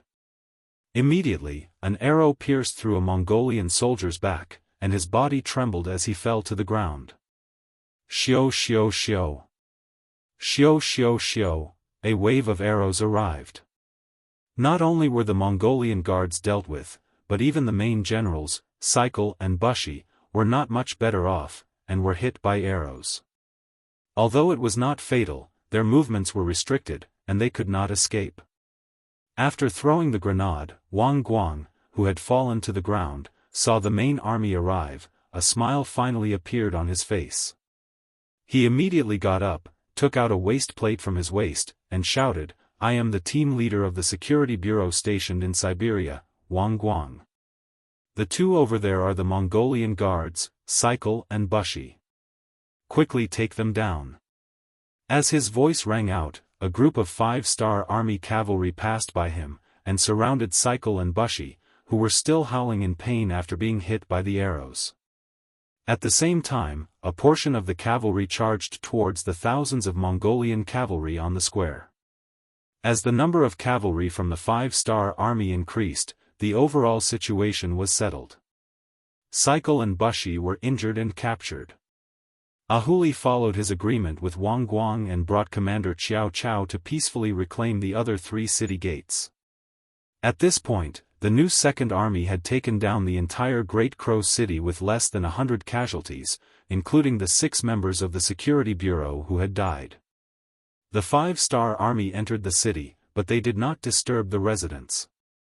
Apart from a few more cavalry patrolling the streets, everything seemed normal. Even the more daring merchants and peddlers in the city who came out to set up their stalls were surprised to find that no one stopped or obstructed them.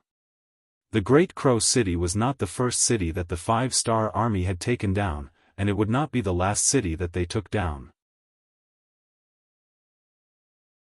As for what to do after entering a city, it could be said that they were very experienced. Because the 5-star army did not cause trouble in the city, the law and order of the Great Crow City was quickly restored. When Yang Chendong and the new Second Army entered the city, there were already many residents walking on the streets. Not bad, the residents here are very brave. Under the tight protection of a group of Black Knight Dragon Guards, Yang Chendong, who was riding a white dragon, traveled through the city. He couldn't help but sigh as he looked at the scene before him. Yes. Compared to the fear that we brought to them, they are more afraid of not having food to eat. The commander of the new Second Army said. Half of his blood was Mongolian, and he was used to being cold and hungry since young. He knew that in the eyes of the poor, sometimes life was not the most important thing. Being able to eat was more important. Of course, Yang Chendong understood the meaning of these words. He could not help but sigh. Yes, there are many people in this world who have worked hard for a long time, but still have no food to eat. However, before long, they will be free and become Yangtze's citizens. As long as they are not too lazy, they will not starve. When speaking of this matter, Yang Chendong felt a little proud.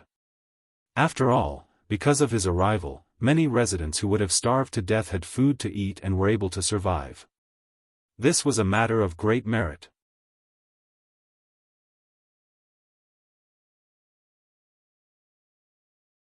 Chapter 1408.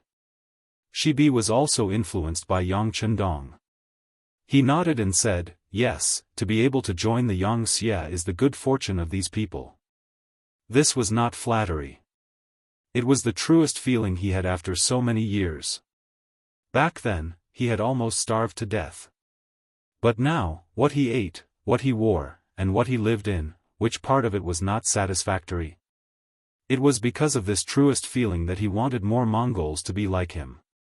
At least, they would not have to worry about food anymore. Hearing Shibi's sigh, Yang Chendong had a thought and said, "Commander Shibi has the heart of a bodhisattva. Since that is the case, I will leave the matter of persuading the army and the people to you. Is there a problem? Please open the granary and release the grain." Shibi cupped his fist as if he was prepared. Approved. Yang Chendong did not even frown. He knew better than anyone that agriculture was the foundation of a country. However, he also knew that without commerce, one would not be rich. Therefore, he had never relied on agriculture to make a fortune. He was also open to all aspects of agriculture. Not only did he encourage the people to farm, but he also set a protective price to prevent the price of grain from falling during good harvests. With the help of various policies, Yang Xie had an unimaginable amount of grain. As long as he needed it, there would be an endless supply of grain from the 3 eastern provinces to the Far East and Siberia. Although at least 50% of the grain would be consumed along the way, Yang Chendong did not care about these losses. Just like when he came from the Far East, a few large grain transport teams also left the city. It would not be long before they arrived at Great Raven City to solve the grain problem. On behalf of the people, I thank the king. Shibi cupped his fist and bowed solemnly. Then, he left with the guards. Yang Chendong was accompanied by leader Wang Guang from the security bureau to his residence in the city. Guang Wang had made a great military contribution this time. Not only had he saved Ahuli Khan, but he had also left behind the 2 main culprits, Ziker and Busi. Hearing that he had wasted a grenade because of this, Yang Chendong laughed and said to Beta Persei, "When group leader Wang leaves, give him 2 boxes of grenades." "Oh right, give him a gun. Don't forget." "Yes, young master," Beta Persei agreed with a chuckle. Guang Wang's face was naturally filled with gratitude. When he thought about how he could finally wear a spear, and how it was personally given to him by the 6th young master, how glorious it was, he couldn't stop smiling. From Wang Guang, Yang Chendong had a clearer understanding of the situation in Great Wu City. "Oh, according to you, Ahuli is a talent. Then I'd like to meet him. Group leader Wang, please make the arrangements." "Yes." Guang Wang immediately gave a military salute, then waved his hand to call over a team member and gave him a few instructions. Yang Chendong's residence in Great Wu City was where Ahuli used to live. The area was not small, and there were 5 courtyards. However, the things inside were too simple and crude. It could be seen that this Mongolian tribe was really poor. Even the Khan's living conditions were like this. While he was admiring the courtyard that didn't have many things, Ahuli was brought to the courtyard by the Black Cavalry. When Yang Chendong turned his head, the first thing he exclaimed was that Ahuli was a tiger general. He was almost 8 feet tall, and his arms were long. It was just that he didn't know if his arms reached his knees. Sinner General Ahuli greets King Wunan of Damyang. He had already heard a lot about Yang Chendong's deeds from Guang Wang. As soon as he saw him, he willingly knelt on the ground. The stronger one was, the more they admired the strong. Clearly, in Ahuli's eyes, Yang Chendong was the strongest of the strong. When he saw Ahuli standing upright even though he was kneeling, and was even taller than some people who were squatting, Yang Chendong couldn't help but sigh. It was a waste not to lead troops with this kind of figure. "Yes, you are Ahuli, the Khan of this Mongolian tribe? Bugnam of Gojoseon, don't humiliate Sinner General. In your eyes, how could I dare to be called Khan?" Ahuli had already heard from Guang Wang that the King Wunan of Damyang in front of him had the title of Heavenly Khan. It was he who led the army to defeat the Walla and the Tartar Mongol branch. Speaking of which, who knew how much stronger they were? In the eyes of such people, his position as the Great Khan looked so laughable. Ha! Yang Chendong admired Ahuli's ability to read the situation. It was because of this that he asked, "Ahuli, if this king allows you to lead troops to expand your territory, would you be willing?" Ahuli, who was kneeling on the ground, suddenly raised his head. His eyes widened in disbelief as he said, "Bugnam of Gojosian allows me to lead troops, but I am a sinner general." "What about sinner general? I won't hide it from you. At least half of the 5-star army is made up of sinner generals. However, ever since they joined the army, their performance has improved. Now, the highest is already a commander. That's right, he also has half of your Mongolian bloodline. This person is in the city. If you have the chance, you can go and talk to him." Yang Chendong thought of parting ways and said with a smile. Hearing that there was someone like him, Ahuli was immediately interested. "Bugnam of Gojosian, the sinner general wants to meet with this person and talk to him before making a decision. Is that possible?" "Of course. Men, take him to parting ways. Tell him that this king said so. Tell Commander Parting to tell him everything he knows." Yang Chendong did not intend to force Ahuli to become a commander. A forcibly picked melon would not be sweet. If Ahuli still wanted to govern a place after meeting parting ways, then he would let him leave the army and start as a small official.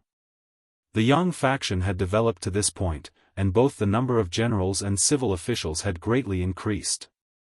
Although with the expansion of the territory, it was still somewhat insufficient, but it was no longer as strained as before. The Great Raven City was taken down by Yang Chendong with the smallest price.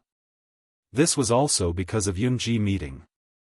On the other hand, in Wuxia City to the north, Tianhu's first cavalry army couldn't find a suitable opportunity, so they set up their formation and engaged in a bloody battle with Hurahan. Last year, Hulahan led 30,000 iron cavalry into the Far East region and took advantage of the chaos to enter All City. However, when Yang Chendong led his army to All City, they suffered several defeats in succession. Even great General Akmu died in battle. In the end, not only did they lose All City, they only brought back 10,000 iron cavalry. With their strength greatly reduced, they became much more obedient. After returning to All City, they began to recruit new soldiers. They were waiting for the time when they were strong enough to take revenge. During this time, he was afraid that someone would cause trouble for him, so he sent a messenger to the Great Raven City to instigate a rebellion. This was also a way to weaken the enemy's strength. Hulahan was not like Ahuli. He did not know how to prioritize the common people. In his opinion, the common people would always be common people. They were only fit to be his slaves, his soldiers, and die for him. His thinking was not right, so the treatment of soldiers was very poor. As a result, the expansion of his army was not very smooth. After half a year, he finally recruited 5,000 soldiers with great difficulty. Before he could even gather enough war horses for these 5,000 new soldiers, the world's #1 cavalry army suddenly appeared. When he found out that the 5-star army was coming, Hulahan did not put up any resistance out of instinct. Under the protection of the new General Yilahan, he led 5,000 of the most elite cavalry to escape. His fighting ability was average, but his escaping ability was top-notch. Afraid of being caught, Hulahan escaped with a light carriage. His speed was not something that Tianhu could catch up to. In the end, he could only watch as Hulahan escaped from his sight. Without the protection of the Great Khan, the Mongolian army was nothing more than a pile of loose sand. When Tianhu took out the 5 cannons that accompanied the army and began to bombard the city gate, there was a loud explosion accompanied by cries and screams. The city gate was opened, and the city was in chaos. Different from the firearms of this era, they only used solid bullets. Compared to the bombs used by the 5-star army, the difference was too great. The moment the cannons exploded, many things were already decided. When the cannons blew open the city gate, it also destroyed the morale of the Mongolian soldiers. The 5-star army's cavalry was like a ferocious tiger descending from the mountain as they neatly entered the city. This allowed the soldiers and commoners in the city to see what a true elite was. After seeing the world's #1 cavalry army in high spirits and well-equipped, the commoners who originally did not have a good impression of Hulahan completely gave up on resisting. In their eyes, no matter how bad their lives were, could it be worse than having Hulahan as their great Khan? Tian, who was Yang Chendong's student, and could be considered an all-rounder. He knew that it was easier to conquer a country than to defend it. After taking over the city, he sent a telegram to Chen Bo in the Far East, asking him to send people to transport military supplies and send local officials to take over the city. At the same time, he calmed the hearts of the commoners and did the same thing as Yang Chendong, opening up the granaries to the commoners. The two armies unexpectedly descended from the sky, and the Siberian region quickly became part of the Yangtze's territory. A month later, this matter finally reached the ears of the Golden Horde and the Rossi principalities. After Hulahan escaped, the first person he sought refuge with was the great Khan of the Golden Horde, Uluhe Mahama. Genghis Khan's descendants had established 4 Khanates, namely the Golden Horde, also known as the Kipchak Khanate, the Chagatai Khanate, the Ajadai Khanate, and the Ili Khanate. The Golden Horde was conquered by Genghis Khan's eldest son, Joki, and grandson. After Genghis Khan's death, only his direct descendants, namely Joki, Chagatai, Ajadai, and Talyui's descendants, were known as the Golden Horde and had the right to inherit the Khanate's throne. After Talyui's son, Monk, became the great Khan of the Mongols, the range was further narrowed down to Talyui's descendants. The Yuan dynasty emperors and the Ming dynasty Khans, such as Dayan Khan, all came from this line.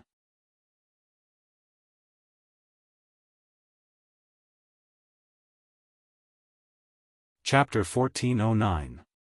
In 1242, Batu suddenly retreated back to Russia and led his army to launch the Second Mongol Western Expedition. The Mongol Western Expedition quickly conquered the vast lands of Eastern Europe and the Caucasus. After the Western Expedition, Batu established the city of Batu Salai in the north of Astrakhan. The Volga River became the economic and political center of the Golden Horde. It had been more than 200 years since the Mongols first established themselves in Russia. Over the past 200 years, the resistance in Russia had become more and more intense. Even if Yang Chendong hadn't appeared, they would have become independent in the near future. However, with the arrival of Yang Chendong, history had to be rewritten. Uluhe Mahama was the current great Khan of the Golden Horde. He was the 39th monarch of the Golden Horde. He was the true commander of the Mongols in this vast region. Hulahan brought 5,000 elite cavalry to join the Golden Horde. Mahama took them under his wing based on the principle of strength in numbers. However, his son, Bora, objected to this. Mahama was almost 60 years old. His son, Bora, had already grown up. Not only that, but his grandson, Hanyadali, would also become a general who could mount a horse and fight in battle. It was this inheritance that allowed his family to sit on the great Khan's throne for so long. Bora, who had long been listed as the successor, objected. Even Mahama had to take this seriously. The father and son discussed the issue of Hulahan in the palace of Salai. "Father, I object to accepting Hulahan." Bora's voice was loud and clear. He was tall and strong, and his voice was full of energy. In contrast, Mahama wore a tiger skin draped over his shoulders. He leaned back on his dragon throne and said calmly, "Reason?" Bora, who was used to his father's way of speaking, immediately said, "Father, Hulahan offended the 5-star army. This time, he only brought 5,000 cavalry. If we give up on our friendship with General Wu Sheng because of them, we will lose the big picture for the small." The Wu Sheng Bola spoke of was the commander of the 5-star army's 3rd army, Wu Sheng, who had arrived in this area a few years ago. When Wu Sheng first arrived, he was ostracized by the local forces. Not only the Mongol soldiers, but even the White Russian soldiers were not friendly to them. It wasn't until he displayed his strength, fought a few tough battles, and achieved victory that he finally received everyone's recognition. But even so, due to the short time they had spent in the Golden Horde and the long journey, it was difficult for them to obtain the support of the Xianxia headquarters. Their development was also very slow. Now, they had only established New Xia City in the northern part of the Golden Horde, and their range of activities was limited to that area. The Golden Horde's territory was a barren land to begin with, and they also had some military strength. For the Golden Horde, the gains from such a long expedition were indeed very limited, so they had been tolerating their existence. But no matter what, it was still a decent military force. Furthermore, New Xia City was not far from the Ross Duchy's territory, making it a target for the Golden Horde to rope in. They wanted to use Wuxia to suppress the Ross Duchy, which would make it easier for them to attack their opponents. This also made Wuxia's position in the Third Army higher, making it easier for him to find a way to survive in the cracks between the two sides. This was one of the Golden Horde's military strategies against external forces, and it was also recognized by everyone. But now, they had to make an enemy out of Wuxia for the sake of 5,000 Mongol soldiers. No matter how you looked at it, it was not worth it. Bora had doubts in his heart. Mahama slowly opened his eyes. What's wrong? You can't hold it in anymore? Father, it's not that I can't hold it in. It's that your son thinks that we will lose the big picture for the small. Bora's eyes were wide open, his face full of dissatisfaction. Looking at his somewhat childish son, Mahama knew that some things had to be made clear. He simply asked, Father, let me ask you. Who is our biggest enemy right now? Of course it's the Ross Duchy. Bora didn't know why he would ask such a question. Even a 3-year-old child in the Horde would know this. That's right. Mahama nodded. In recent years, our warriors have been arrogant, greedy, and unambitious. They have long since lost the courage and bravery of their ancestors. On the other hand, the Ross Duchy, under the leadership of the Grand Duke of Blindness, Vasily II's nickname, has become stronger and stronger. Although they are not as strong as us, the gap between us will slowly shrink. If this continues, there will come a day when we will not be their match. They will be our greatest enemy. Bora agreed with this point. He had been working hard for this. At least his Mongol branch had changed. They had begun to practice horsemanship and strengthen themselves. But the Golden Horde wasn't just under their control. There were other branches that were also quite powerful. Their lack of effort, however, was a source of great indignation to Bowler. He always thought that if all the Mongol soldiers had followed his example, it would not be impossible for them to restore the glory of their ancestors to their former glory. Bora nodded in agreement. Mahama smiled and said, Now that we know who our biggest enemy is, what do you think we should do now that a third force has appeared? Should we pull one of them over and fight the other? Or should we watch the other two fight while we reap the benefits? Of course we should reap the benefits. Bora answered instinctively without hesitation. After saying this, he suddenly shut his mouth. Then, he thought of something and said, Father, do you mean to let Wuxia and the Ross dukedom fight while we watch from the sidelines? Mahama was very pleased that his son understood his meaning so quickly. With such a son, at least one day when he grew old, he could finally leave in peace. That's right. That's what my father thinks. However, we can't just stand by and do nothing. I'm afraid that the blind Grand Duke won't agree to this either. Therefore, we still have to send out our troops. However, we have to see how we can achieve the greatest victory with the least cost. Father, I understand now. You mean to say that we should first cooperate with the Ross dukedom to deal with Wuxia's army while they are closer to each other. That way, we can watch them fight and then reap the benefits, right? Bowler said, Father, I understand now. What you mean is that we should first cooperate with the Ross dukedom to deal with Wuxia's army. Well said. That's exactly what Father means. Think about it. Since we are already going to war with Wuxia, why don't we accept Hulahan's surrender? He has 5,000 elite cavalry. Mahama chuckled. Bora finally understood Mahama's meaning. Excitement appeared on his face. Was the war finally about to begin? He, as a hero, could finally be put to use. This was something he had been looking forward to for a long time. But then he thought of something and said worriedly, "Father, how many men does Wuxia have? Can they be a match for the Ross Duchy's army?" Of course they can't, but didn't Yuan say that? King Wunan of Daimyong is here. With them, we should have the strength to fight.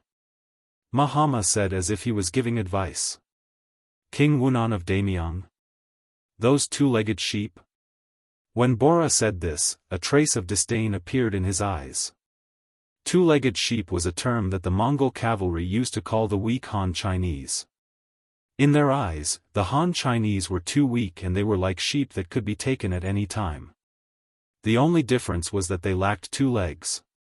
In other words, it was the same reason that some people in history called the Han Chinese the sick man of East Asia.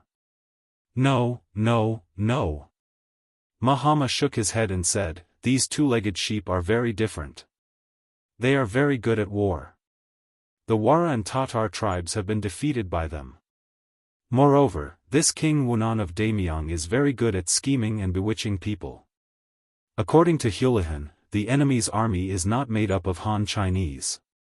They have us Mongols and many other races. There is even a White Russian division with over 20,000 men. He is just like our ancestors, full of ambition."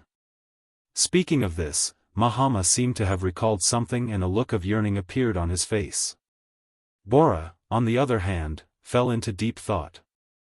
It could be said that he understood his father very well. This Wunan Wang of the great Ming dynasty could be valued by his father so much. It could be seen that he was not an ordinary person. However, the more it was like this, the more he wanted to meet this person. He did not believe that a two-legged sheep could go against the heavens. Bora was convinced by his father, and the matter of Yuan's defection became a matter of course.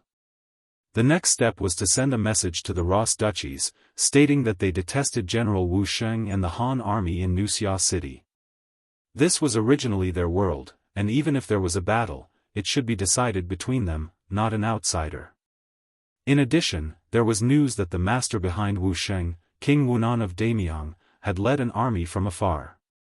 In order to prevent them from becoming stronger after meeting, it was time to eliminate this armed force. The capital of the Rossi Principalities. Vasily II, the Grand Duke of Moscow.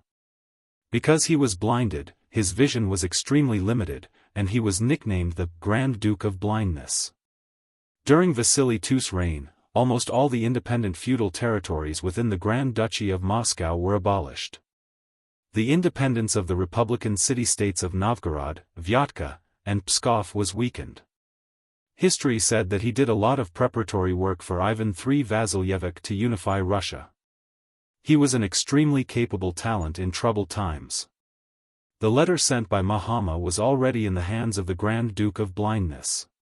After he learned the contents of the letter, he summoned a group of officials to discuss specific military matters. Among them was the extremely famous Ivan the Great in Russian history. In 1440 AD, the second son of Vasily II, the lord of the Grand Duchy of Moscow, was born. Vasily II's first son, Yuri, died at an early age, so Vasily II placed a lot of hope on this child. According to the suggestion of the Archbishop of the Moscow Principality, the child was named Ivan, which later became Ivan the Great.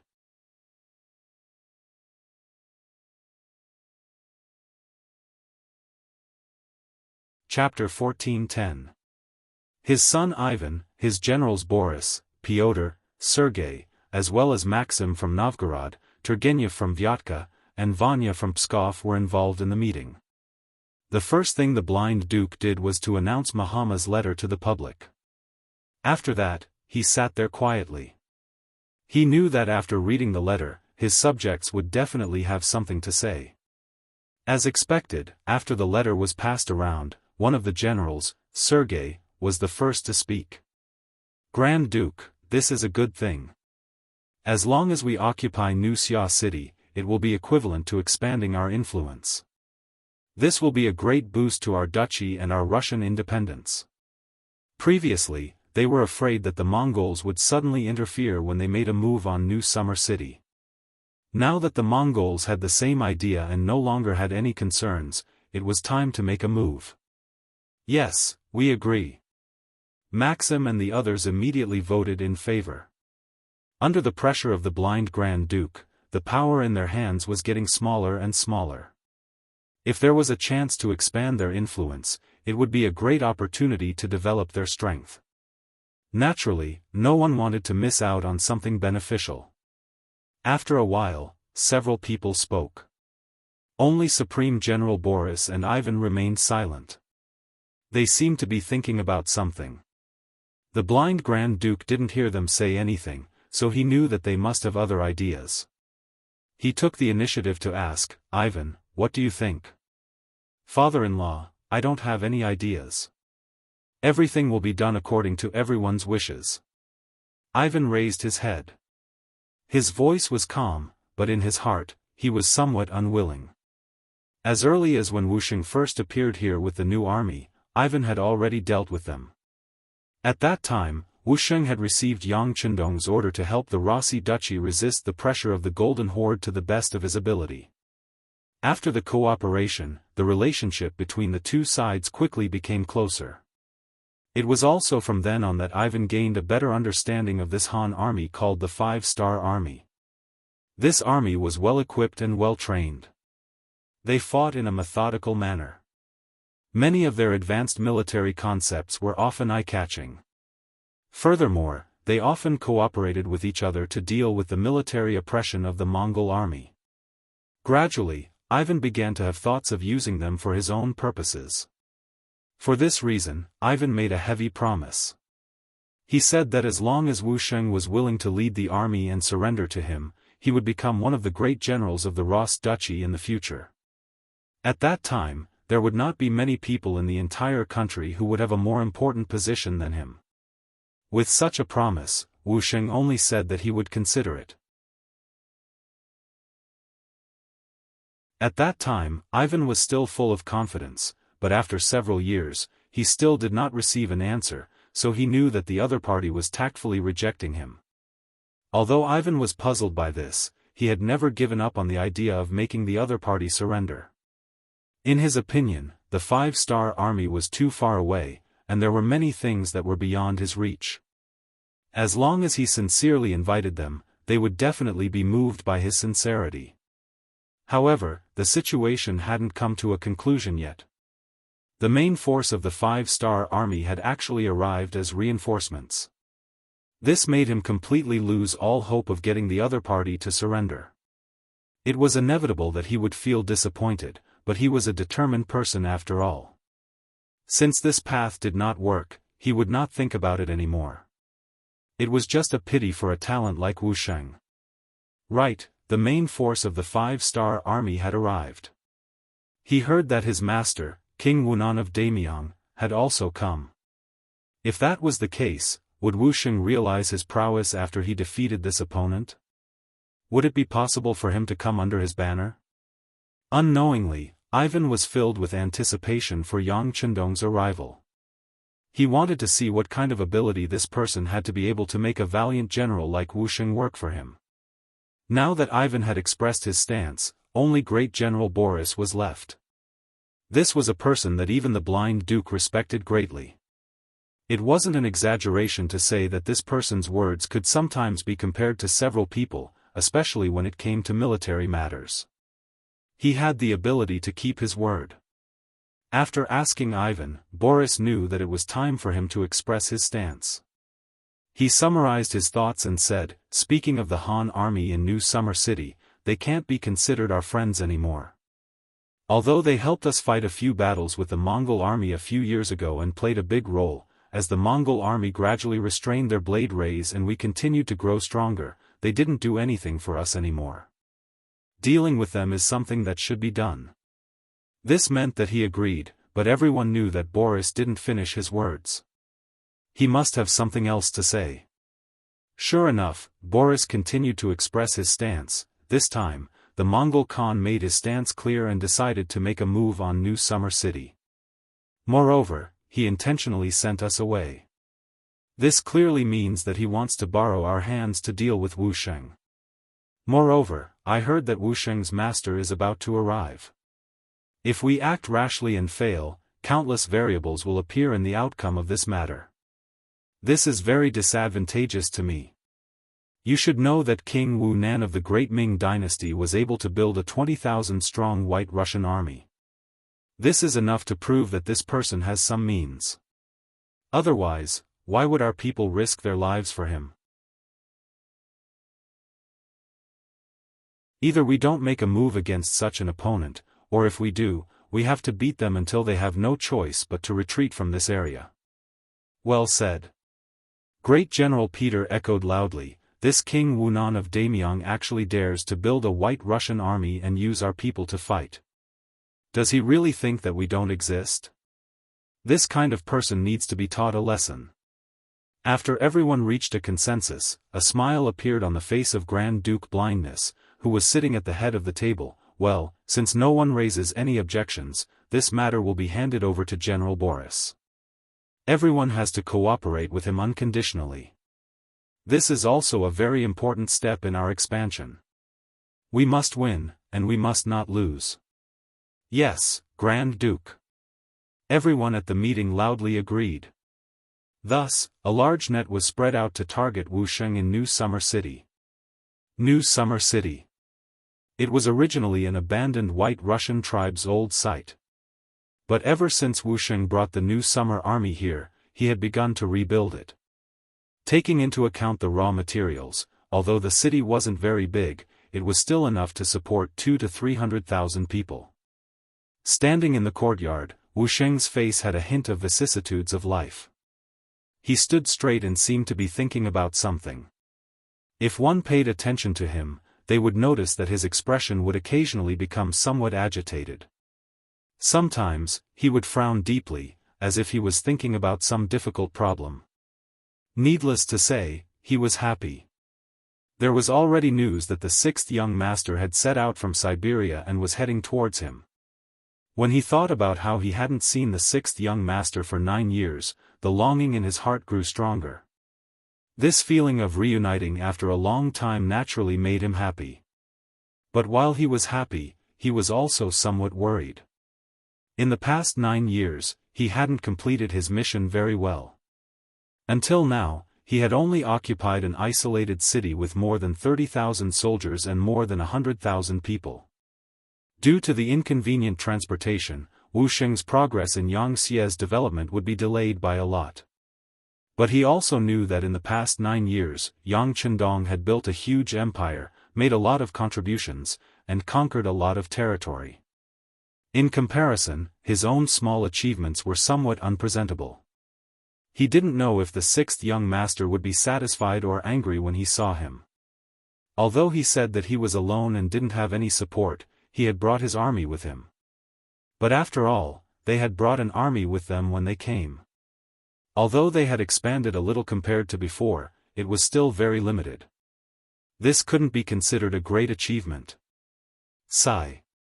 With a sigh, Wu Sheng was dissatisfied with his own achievements in these 9 years. When Yang Chendong was developing and growing, wasn't he also alone? At that time, he didn't have the help of these armies. But to what extent did they achieve, and to what extent did he achieve? It was really infuriating to compare oneself to others. Just as he was sighing, the head of the guards, Zhu Zhen, appeared in the small courtyard with a secret letter. Military Commander, there's news. Surviving in the cracks, whether it was the Golden Horde or the Rossi Principalities, they were not existences that he could contend against. In such an environment, Wu Sheng attached great importance to intelligence work. In his opinion, a good piece of intelligence and a good intelligence officer could be equivalent to 10,000 elite soldiers at a critical time. Because of this, although he didn't expand his territory and the number of personnel was very limited, his intelligence work was progressing well. He had a stable source of information in these two large forces. Reaching out to take the report, Wuxia opened it and read. Soon, his expression became very serious. Military commander, did something big happen? Commander Zhu Zhen asked with concern. As Wuxia's most trusted person, he knew that ordinary small problems wouldn't attract intelligence officers to send reports. After all, spying was the best. If he didn't want to be exposed, he had to be less active. Since the report was sent, it was enough to prove that something big had happened. Looking at Wuxia's expression, it also confirmed this point. Yes, something big has happened. The Mongolian Khan is going to attack us. He even informed the blind duke. It won't be long before the enemy's troops arrive. They actually joined forces? Zhu Zhen was very shocked when he heard the news. The Mongolians and the White Russians were mortal enemies. They had been at war for hundreds of years. How could they join forces just like that? The sixth young master once said that there are no eternal friends, only eternal interests. Obviously, our existence has made some people worried, especially the sixth young master who is about to bring his main forces. They are afraid that we will attack them from the inside. Wuxia's face showed a trace of a bitter smile, but it was immediately replaced by a determined expression. You want to deal with me? No matter how strong you are, what can you do? Commander Zhu, we should also make some preparations. There are some things that should be settled. You're tuning into the Unparalleled SwordWill YouTube channel. Don't forget to subscribe and join us on this journey to catch the most captivating stories.